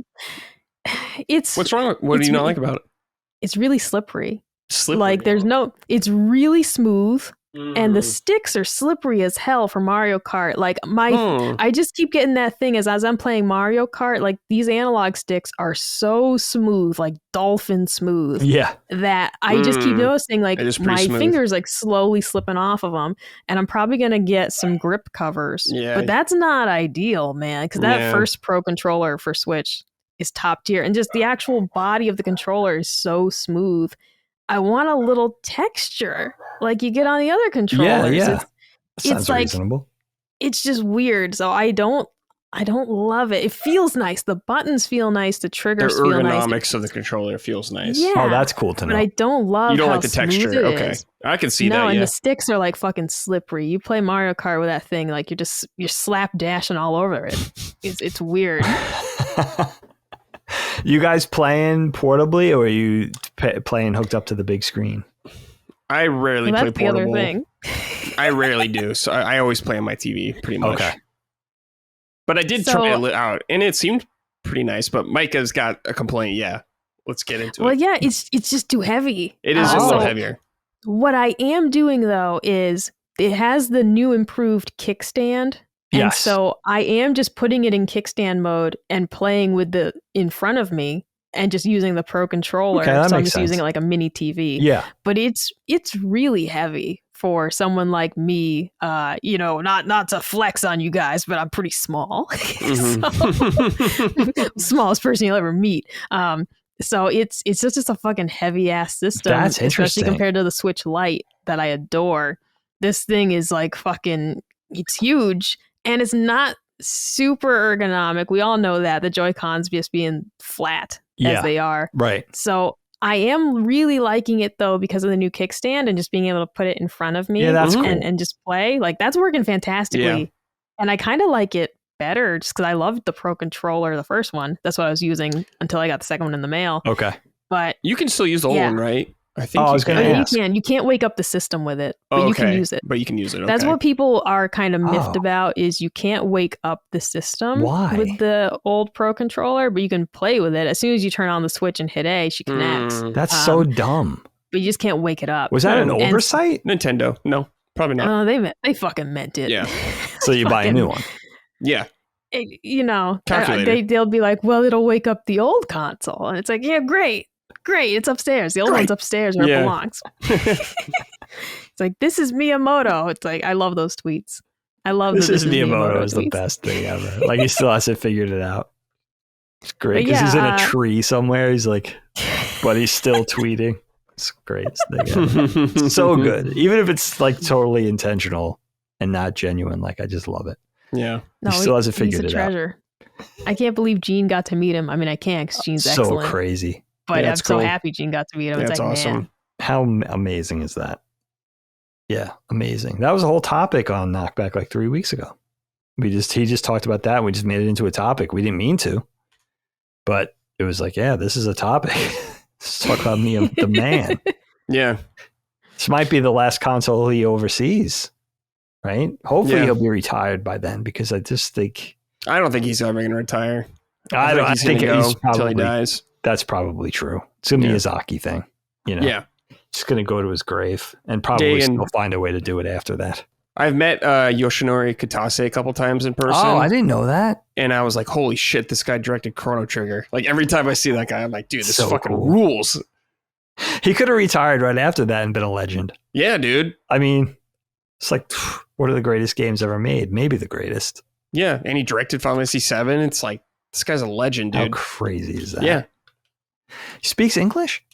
No. Oh, he kind of does a little bit. Does but yeah, he? they usually have a translator, yeah. Okay. That's interesting. Well, it's good to get some insight on the Switch, too. I really have been totally out of the loop.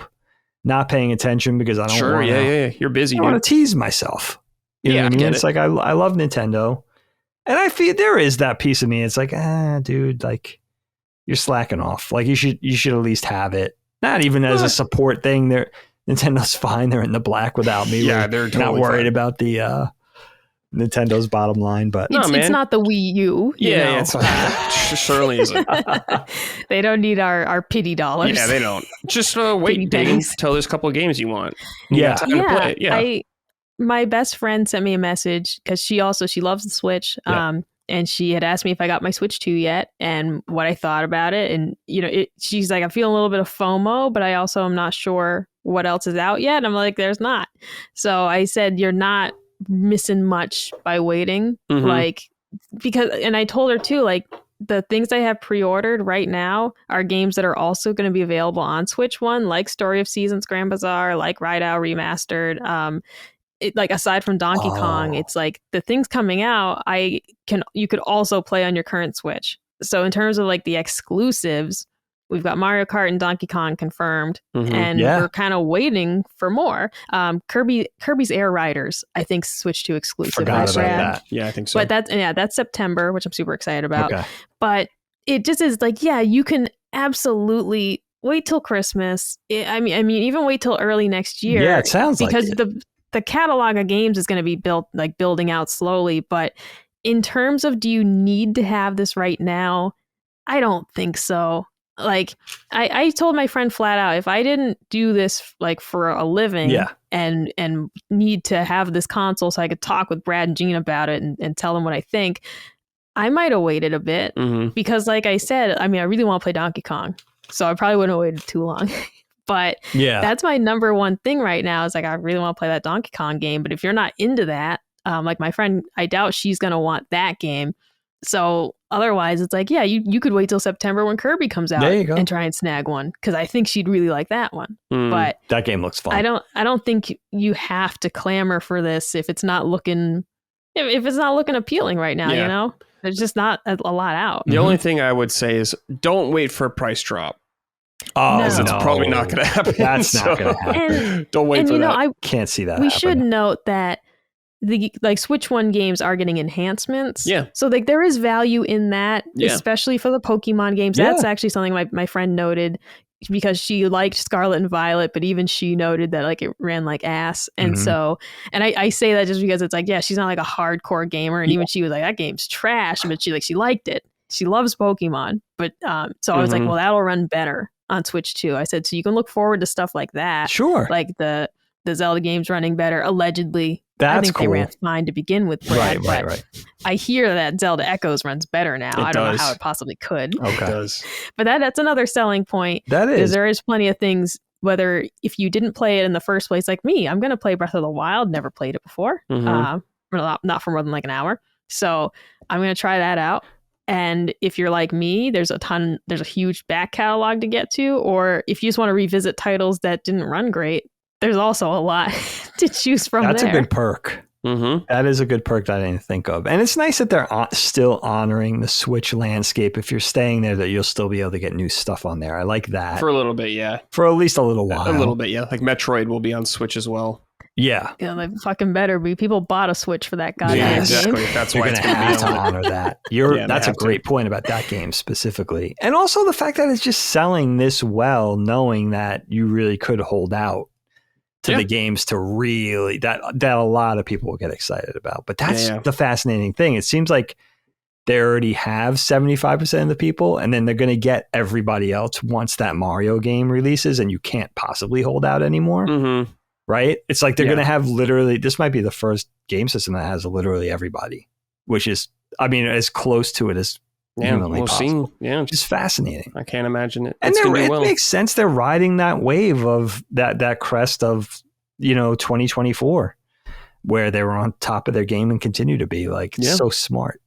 Yeah. So smart. Yeah, it's looking like April is when the next Mario movie comes out. Yeah. So prime time to release Mario game, Yoshi game, like whatever from that stable of characters. Yoshi might be the thing. Prime time to do this. Yeah. And they will. And then they'll get the rest of, the people that can't possibly hold out anymore, Mm-hmm. Yeah, that's pretty fascinating. How much is it retailing for right now? So if you get it just by itself, it's $449. Yeah. If you get it with Mario Kart, it's $500. I think that's reasonable. I just don't think that's that bad. Clearly, most people don't, because everyone bought it. Yeah. That's, the annoying thing that I keep seeing is people saying like, oh, well, I guess everyone who bitched about the price was lying. And it's like, no, I think the people who bitched about the price weren't going to buy it in the first place. Yeah. Maybe, yeah. Which is because truthfully, it's like, it's more expensive than the last one. Yeah. Everything is. Yeah, no shit. But like the people I have seen him and Ha the most about the Switch 2 had zero intention of buying one. I can't tell you how many. It's like, look, man, I'm not saying this as a knock, but like I see so many of our PC centric audience dunking on the Switch 2, and it's like, but you're not the target market. No, they're not trying to sell you a Steam Deck, bro. They're trying to sell you a Switch 2, and it's cool that you don't want one. But you saying, well, I'd never buy one. It's like, you're not their customer. Right, no. And you never were, and you never will be. And that's fine. Whole different because thing. I'm not the PC customer. Fucking Gabe Newell can shake his tits all he wants. I'm not buying it. Damn. All right? Okay. I mean, I'd watch him, but I'm not buying it, Gabe. Sorry. I'll still watch. But so the point just being, it's like, I'm just not your customer. And that's not a bad thing. And that's not a dig. But it's like PlayStation. I'm not a PlayStation customer. Right. And they can come out with PS6. I'm not going to dunk on it. I just simply don't want it. And I don't know why everyone can't just say, I just don't want it. I don't know why it has to be a dick measuring contest with everything we like, because it's just like, how about you just say you don't want it?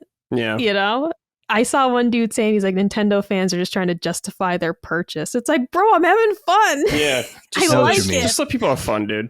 That's I'm enjoying the console. I'm not justifying my purchase. I like the damn thing. Mm-hmm. Like, it's about fun. So, and also, you know what I don't understand about it, though? It's like PC gamers, Steam people, right? They love video games. They love certain types of video games, but they are gamers. So even if you're not a Nintendo person, why can't you just acknowledge that Nintendo first-party games are just some of the best games? Now, you might not be interested in those games. You might dismiss them as too kiddie-like or not your flavor, whatever. But you still have to acknowledge it as these are some of the greatest games ever made then and now. So as a gamer, you should understand why people want to play mainline Mario or Zelda or Mario Kart or Kirby's Air Riders or whatever, right? Because these are games that are going to be amazing video games. The PC degens can't understand it because there's no nude mod for Princess Peach. There's no pregnant mod for Princess Peach. All right. Like they just can't understand. They can't understand. Why would you want to play this? You can't even make Waluigi nude. Like they're like, I just simply cannot see why you want to do this. That's a fair point. Princess Zelda, where's the outfit? Where's the beach outfit? Without the mods, I can't have, Wario replaced with a Pop-Tart instead. Like the PC players don't get it. That's well said. You might have something there. Listen, you just summed it up. And I get it. Yeah, man, I'm excited. I'm excited to see what happens. I mean, I'm excited for Nintendo too. I think, they've done everything right. So I'm just hoping they keep going along the straight and narrow and, enjoy the reception and keep giving people what they want. That backwards compatibility thing is huge. Yep. That really had to get done.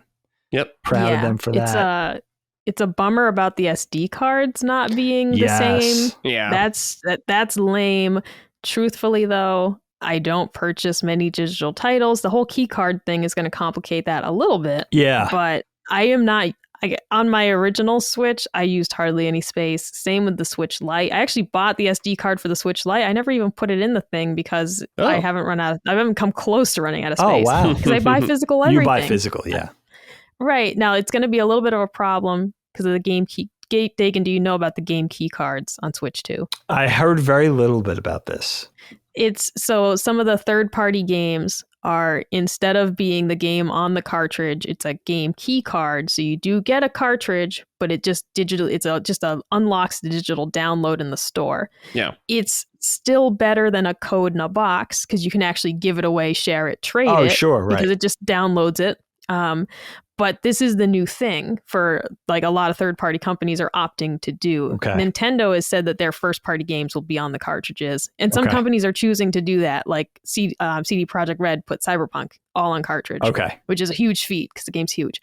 But this is going to complicate it even for people like me who buy physical because now actually I'm going to be taking up way more space on the hard drive because I'm going to be downloading these titles when I get to that point of buying those. Okay. I've actually, though, been buying Switch 1 games still. Like Story of Seasons Grand Bazaar, you can buy for Switch 1 or Switch 2. And same with Ride Out Remastered. I bought Switch 1 copies for both. Okay. Just to have it on cartridge. So that's going to complicate it, though, even for me with the storage. And I'll see how long I can ride out the original hard drive on this thing without getting an SD card because it's going to fill up way faster once I start buying these key card games. Yeah. I wonder what the strategy is there with that. I understand the evolution of it's a little bit of, it's the best of both worlds, I guess, ideally. It's definitely the middle of the road of you're at least getting something you can still share and or trade or sell again. Yeah, have on your shelf. But I don't love it. And especially it ruins the box art. The games that are game key cards have this big, legal disclaimer on the box.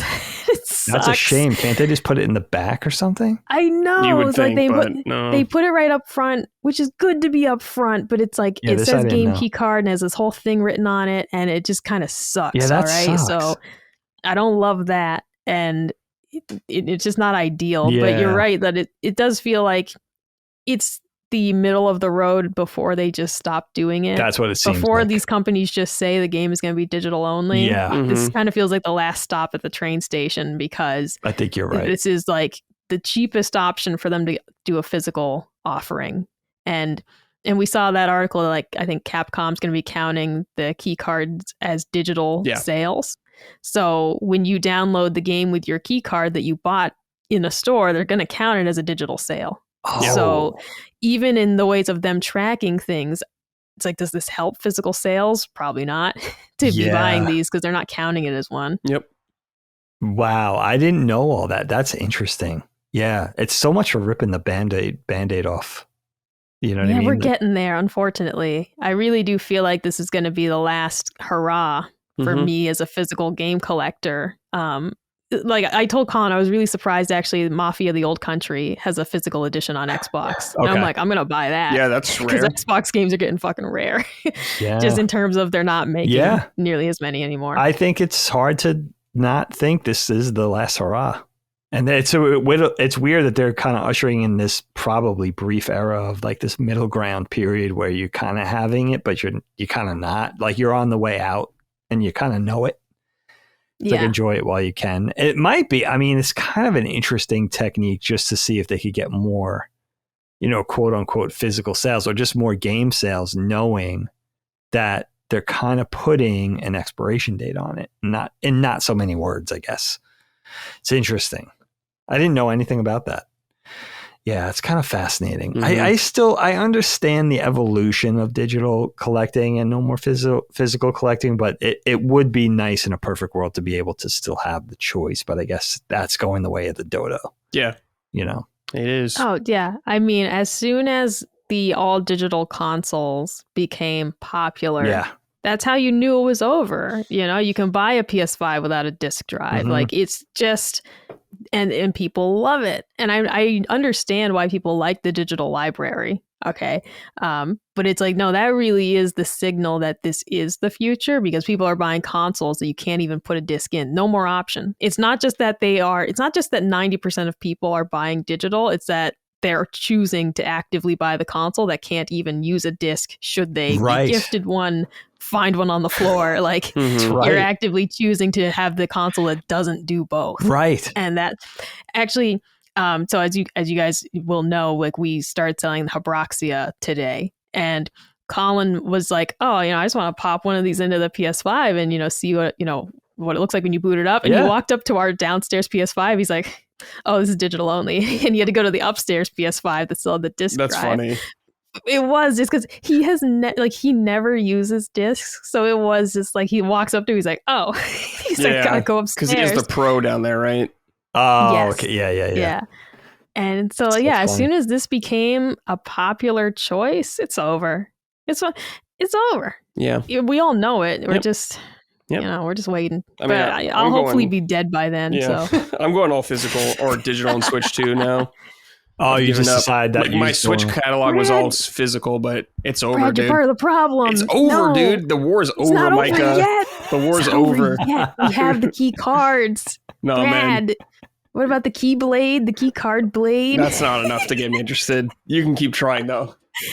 That was a good pander attempt. Mike, I am wondering, like your age, you're probably the last of the people for physical, right? Like everybody south of 25 years old must be like, is there anybody in that camp where you're younger than 25 and you're still pro physical? I don't know any young people. Yeah, I don't either. At that age anyway, like let's say early 20s. How are they feeling? And a big part of this is because we make jokes about it, but because the youth are so into online games, like, Among Us and Fortnite, things that you don't go buy a copy of that at Target. Nope. So so because of those games are becoming so like Roblox, you don't go buy a disc for Roblox. Right. So digital isn't a choice. It's just where the game is. Yeah. And so I definitely think the younger generation, if their parents are digital only anyways, that's what they're going to be used to. Yeah. But the games they like aren't on a disc. The games they like aren't on a cartridge. That's true. And so it's just not even a choice. Yeah. You already downloaded Fortnite. It was free. Right. You're just going to go play it. Yeah. You're the last vestiges, Micah. And I bet most people your age, I bet a lot of people your age don't care about physical. Like you're young for that. It's about taking up space, and everything. Like, because whenever I buy used games from GameStop and they don't have a case, and Colin's like, what are people doing with the cases? I was like, dude, parents love those binders that hold all the Switch cartridges, because you take all your kids' games, you put them in this binder, and you throw out all the cases. And now their whole collection fits in this one little book. Yep. Yeah. I said parents are the ones who are doing this. They fucking love those game holders. And like they're the ones who don't want the cases cluttering up their house. Yeah. Look how much, because it's like I have a whole shelf of Switch games. Look how much space this takes up. Imagine you've got 2 kids and they all got games. I said you put them in a binder and forget about them. It's understandable. So you make them digital instead? Parents are going to love it. They love it. No more clutter. All the millennial beige moms who hate stuff in their house. Yeah. You're going to fucking love it. Dude, that's do you guys know about millennial beige, by the way? No, I don't know. There's a whole movement of these moms who like love beige homes. But like it's to the extreme. There's like mommy bloggers who don't buy their children colorful toys because it ruins the aesthetic. Like they're not buying the Fisher Price colorful blocks. Oh, come on, dude. Dude, I'm dead ass serious. Millennials though, it's not the next gen. Millennials, I can't believe. Really? Maybe. Millennials are dumbasses. That's Kyle. That's me. Oh, yeah, that's you, that's Brad. Us. Yeah, it's us. We're all fucked up. Apparently, dude. It's over. I gotta start wearing more beige and get rid of all my colorful stuff. I never knew let the kids that. have fun shit, man. All right, stop being so boring. It's absurd. This one mom was like, "Why are kids' toys so ugly?" And it's like, because babies' eyes don't see colors like for a little bit. Color. Like they do exactly. Baby, like children's vision, like being like blurry at the beginning. That's so funny. Everything. It's like, dude, this is just child development. How are they going to learn their colors if all you wear is oatmeal in the house? Yeah, they're making them for kids, not you, lady. You know? That is amazing. So I feel like the greatest generation, like my parents who are boomers, their parents could have been capable of that, but they just like that mentality, but they just didn't care enough. Like they were that's very just because dismissive. they hated children. They hated kids. They just wanted them out of the house, go out and play. You're not welcome back till dinner time. But so the toys didn't bother them because they didn't have to be around them. Yeah. Right. But I feel like the millennials and the greatest, they have that weird connection where there's like a little bit, I hate to say this, like some of the greatest generation were like my favorite people, but like there's that selfishness where it's like, yeah, the aesthetic really bothers you, you know, where like the Gen X, like we would have been aware that that's a garish palette for a toy, but let the kid enjoy it. Like we're not, you know what I mean? Exactly. Like, yeah, kids' toys are fucking hideous. Kids, most things for children are hideous. They love it. You know, have you seen ugly dolls? The kids love it. Yeah. That's the whole point. I love the millennials. I don't have any problem with the generation under me. I just love all you guys. I just think you're amazing. I have no complaints. I know you guys have beef with the Gen Zers. I don't got any. After you. Well, I just like making fun of everybody. That's more my shtick. No, I mean, I like you know, co-opting their words and saying like skibbity rizzler and like having no clue what I'm saying, you know? Yeah. Sometimes it bites you in the ass though. Sometimes you accidentally say something you shouldn't. Say a racial slur you didn't even know. Like whoops. Or when the Game Grumps were sticking my ass out for the Rizzler, not knowing the Rizzler was a child. Yeah. Oh, no. I didn't know what the Rizzler was either. And I said that on a show and Gene was like, what? It's like, oh, all right. Sometimes you gotta be careful with the slang. Gene knew. You gotta be fucking careful with the slang, all right? It's like, I didn't know what the Rizzler was. Yeah. If you guys are having beef with that generation, I'm definitely siding with the millennials. Let's put it that way. And I know my kids are pretty close to that. Well, at least my oldest is pretty close to that generation, but she's not quite. The Gen Zers are going to be her boss. And my son, they're only 3 or 4 years apart. Yeah, I don't know. I don't know any Gen Xers that have problems with the millennials though. Like those are our little siblings mostly. Well, right? That's the thing is like jobs I've had for them, like the job I had at the IT office. Oh yeah. My boss was like Gen X. Okay. And it was really cool though, because previously I'd only had bosses that were like my parents' age. Like, and my parents are literal baby boomers. And so going from having like boomers for a boss to having a Gen X boss who plays Xbox and knows what the hell we're talking about. And like, he'd be talking about games with us and shit. And it's like, this is fucking awesome. That's refreshing.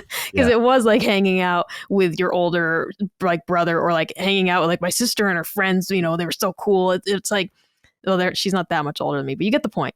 And it was a big shift going from having bosses that were old and going to having a boss that's like, we were contemporaries. Like we could have been friends if we had met outside the office. This guy and I could have just been pals. That's how I feel. And the boomers, like my parents, you want to confuse them, just show them a video game. It's just like, it's ridiculous. My dad could take apart an engine and rebuild it. It's like, why are you so confused? I remember him being so perplexed by hooking up the Super Nintendo. I was like, Dad, you just rebuilt the lawnmower. Like you just, it's like, it's just two Turn it to channel 3. Yeah. I remember my mom being like, I don't understand. I remember my mom saying she doesn't understand cartoons. And I was like, what is happening? Did you guys smoke that much peyote? What is going on? Now your son's an animator. Yeah, right. Exactly. So perplexed, like even by like, and this was like the pinball generation. It wasn't that much of a departure. It's they were playing thing. Pac-Man and stuff. Right. No, so confused. I can't play that. They would just be, I can't play that. It's like 2 buttons and a joystick. Yeah. It's like, why? Yeah. A lot of those people fly airplanes. It's like, what is going on? Yeah. Makes no sense. I really feel like it's an act. The boomers are out of control. It's all, they all have like a secret act going on. Yeah. Oh yeah. What is it called? Weaponized incompetence. It's usually like when your partner, you know, you're like, can you load the dishwasher like this? And they do it all wrong. So you don't ask them to do it ever again. I feel like you're giving away my secrets right now. Yeah. I still haven't run the dishwasher because I just don't. You hate the dishwasher though, which is one of the like Dagan. I hate it so much. Dagan's a top tier brother-in-law, but I will never understand how he doesn't like the dishwasher. Everyone's got flaws. Yeah, I feel like it is a flaw. Like I'll admit, like I'm doing something wrong, but I'm so stubborn about it. Yeah. Yeah. No other all the other appliances fine. Laundry all day. Dishwasher. I'll stand there and wash a dish for 3 hours by hand. It makes no sense. I would hope you're not taking a washboard and washing your clothes like out in the driveway with a wash basin. I'm like, howdy, neighbor. It's not that bad. It's not that bad. In fact, I don't even dry clothes outside on a clothesline because I think they're unsightly. Maybe I have a little bit of that millennial thing in me. I'm like, oh, like an above ground pool. I think that's it. I'm sorry if I'm offending anybody right now. I just, Helene, for years, because we can't afford an in-ground pool. I mean, it's ridiculous now, yeah, it's right? expensive, yeah. She's like, why don't we just get an above ground pool? I'm like, because they're ugly. I don't want that thing in my backyard. It's terrible. You know, it's still like 50, 60 grand to put one of those in. I can't even afford that. Right. But it's like, yeah, I don't want people to know I don't have an in-ground pool. So I just have no pool. That's like, I get it, dude. I get it. You understand. I have my flaws. Yeah. Right. So we have. I'm gonna have like a next day delivery to Dagan's house, one of those like pools with the inflatable ring. I like. Oh hell yeah! I like those. I'm gonna pay some guy on Fiverr to set it up in the middle of the night. You're gonna come out, just see it. I think those are fun. Those look fun, like the rubber ones with the inflatable like top. Yeah, we get you a slip and slide with all the inflatable stuff on and everything. I never went on a slip and slide. I was always too scared. Really? Oh so shit! Well, you gotta throw yourself at the ground. Every part of self-preservation says don't do that. You're durable as a kid. I wasn't a regular child. I had the thoughts of an 80-year-old. I was like, you shouldn't be throwing yourself at the ground like that. Oh, that seems unsafe. Yeah. Everyone's just like, booing at you. Didn't stop me from getting lead poisoning, but it did keep me from breaking a bone. Never broken a bone. Oh, Micah, you can't say things like that. You got to knock wood right now. I'll knock on wood. All right. God. I would never say something like that. Oh, dude, I tempt fate all the time. When I said, like, I've never gotten a stomach bug. I've never gotten food poisoning. I'm knocking on all the wooden things in this room. All right. Tempting fate. Tempting fate. It's not good. No fate, but what we make.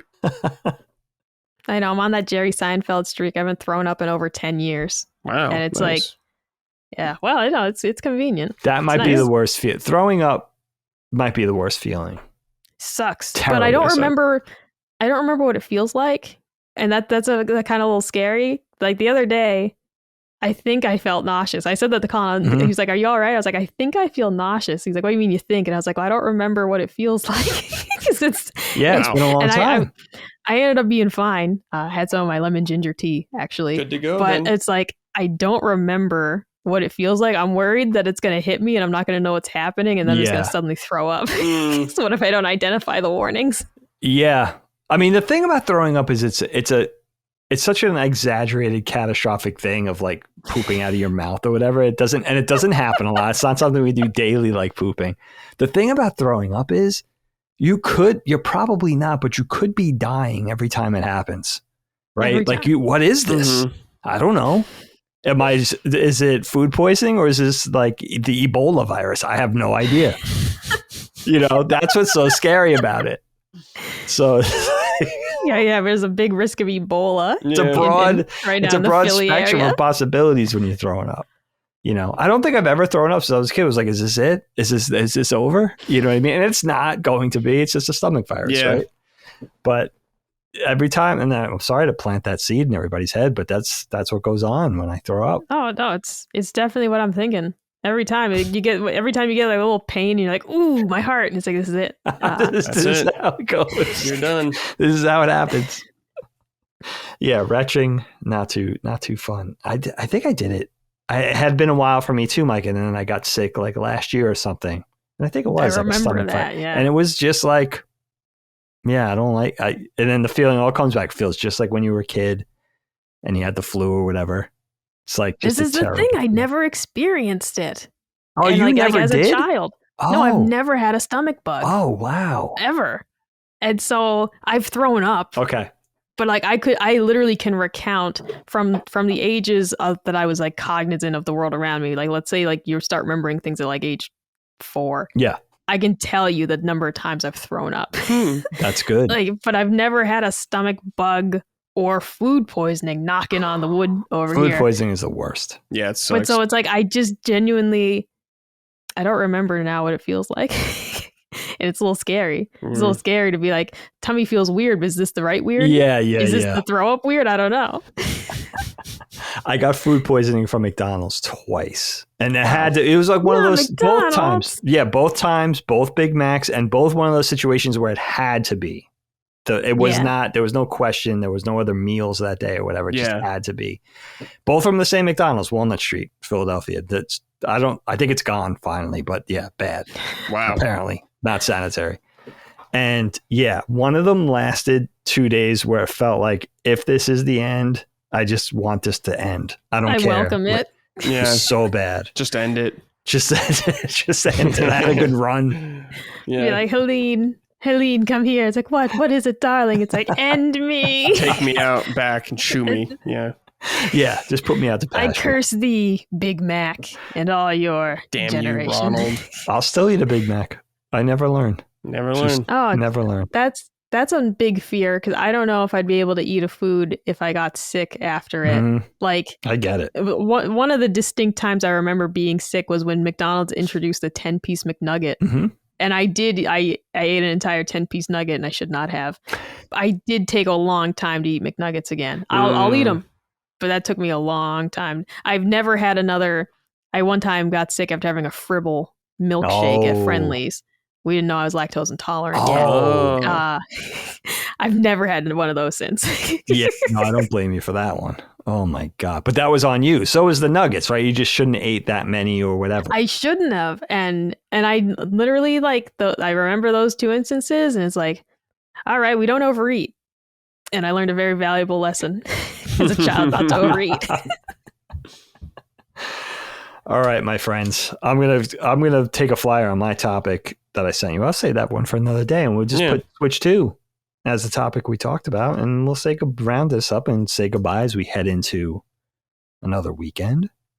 Brad, I'll start with you. Goodbyes, weekend plans. Anything you want to say, my dude? Goodbye, everybody. Good to be on here again. I'm going to eat lunch after this. I have no idea what, but I'm hungry. Weekend plans? Thankfully, I think just gaming. I hope I get to just chill out for a little bit. I got to replace my headlights on my car, actually. One of them burnt out, so I got to deal with that shit. Which is kind of annoying, but I can do it. But other than that, get a new car. Yeah, no problem. Tell Colin just tell Colin to buy me a new car. He's my boss. Just throw it out and get a new one. Oh, dude, we'll get you like a Pontiac Aztek, my dream car. Is that your dream car? Because you want the tent in the back? I just loved the Pontiac Aztek. When I was a kid, I was like, dude, when I'm an adult, I'm buying one of those. So the Pontiac went out of business. Was it a Breaking Bad thing? Because that's what Walter White wrote. Oh, I've never seen it. Just when that car came out, I just loved it. Oh, that's funny. That and the Honda Element. I simply love Honda Element's my girlfriend has a Honda Element. They're cute. What color is it? It's like a gray one. Yeah, they're all. I think they're all gray. They had green. They had orange. Was my favorite. Green. The Pontiac Aztek and the Honda Element. My all-time favorite car. They also don't make the Element anymore either. No. They don't do that. But it's all the cars as a kid that I was like, oh, when I'm an adult, I'm buying that. Yeah. They're gone.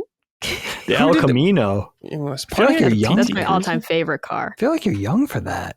I can't. They're so cool, though. She is an old soul. We've talked about this.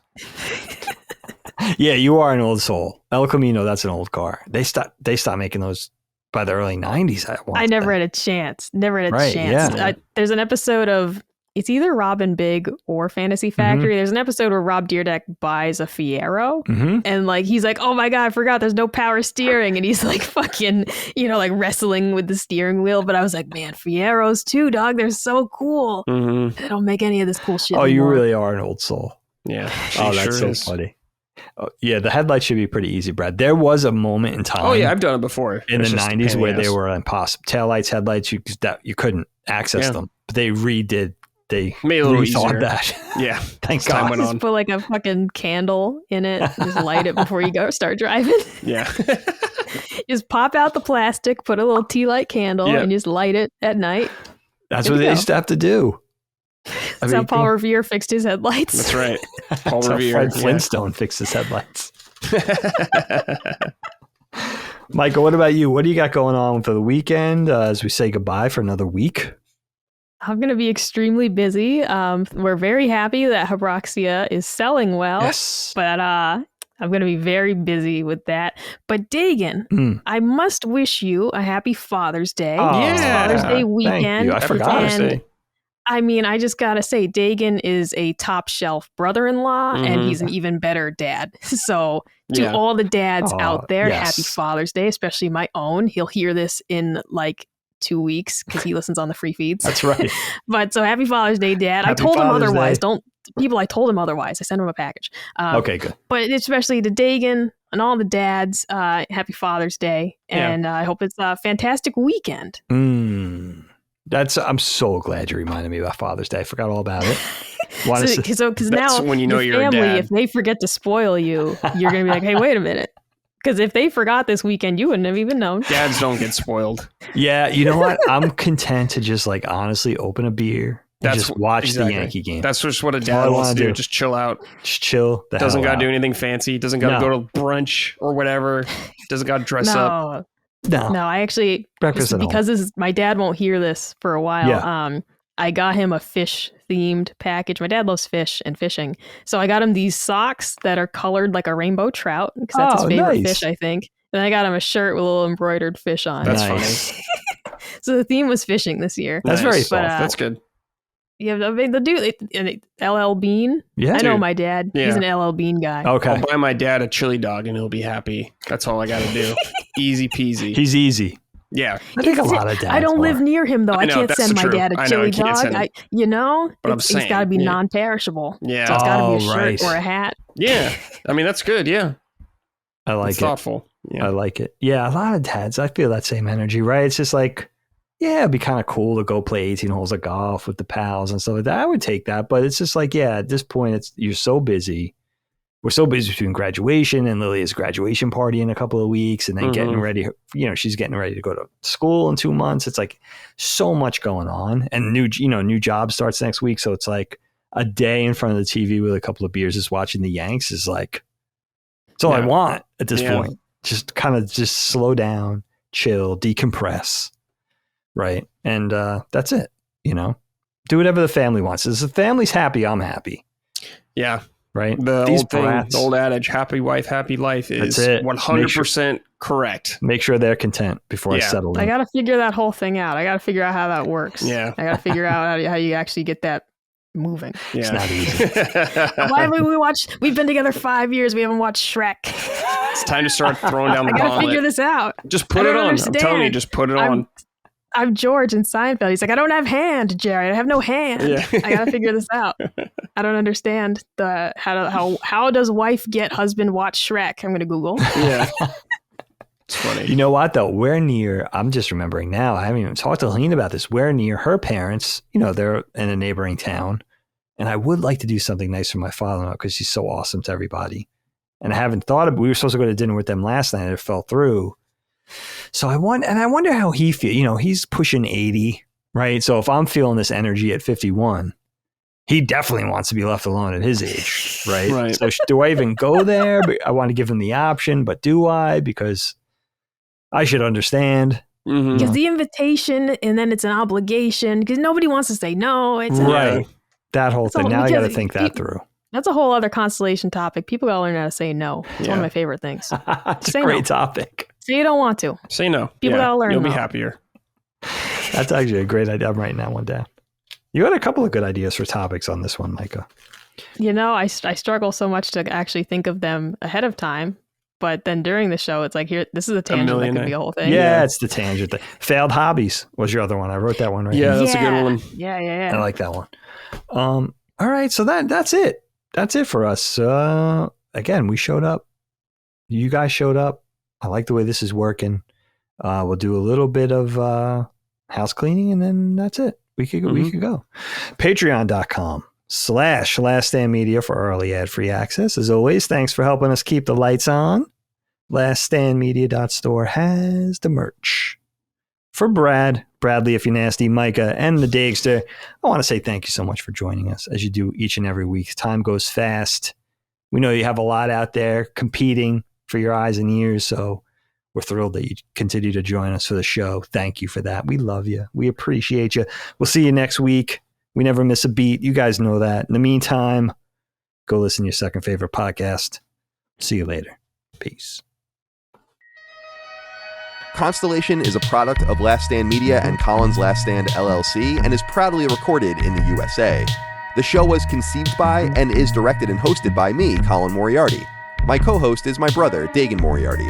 The show is produced by Last Stand's executive producer, Dustin Furman. All Last Stand theme music is by Ramon Narvaez, and all of our graphics and logos are by Dagan Moriarty.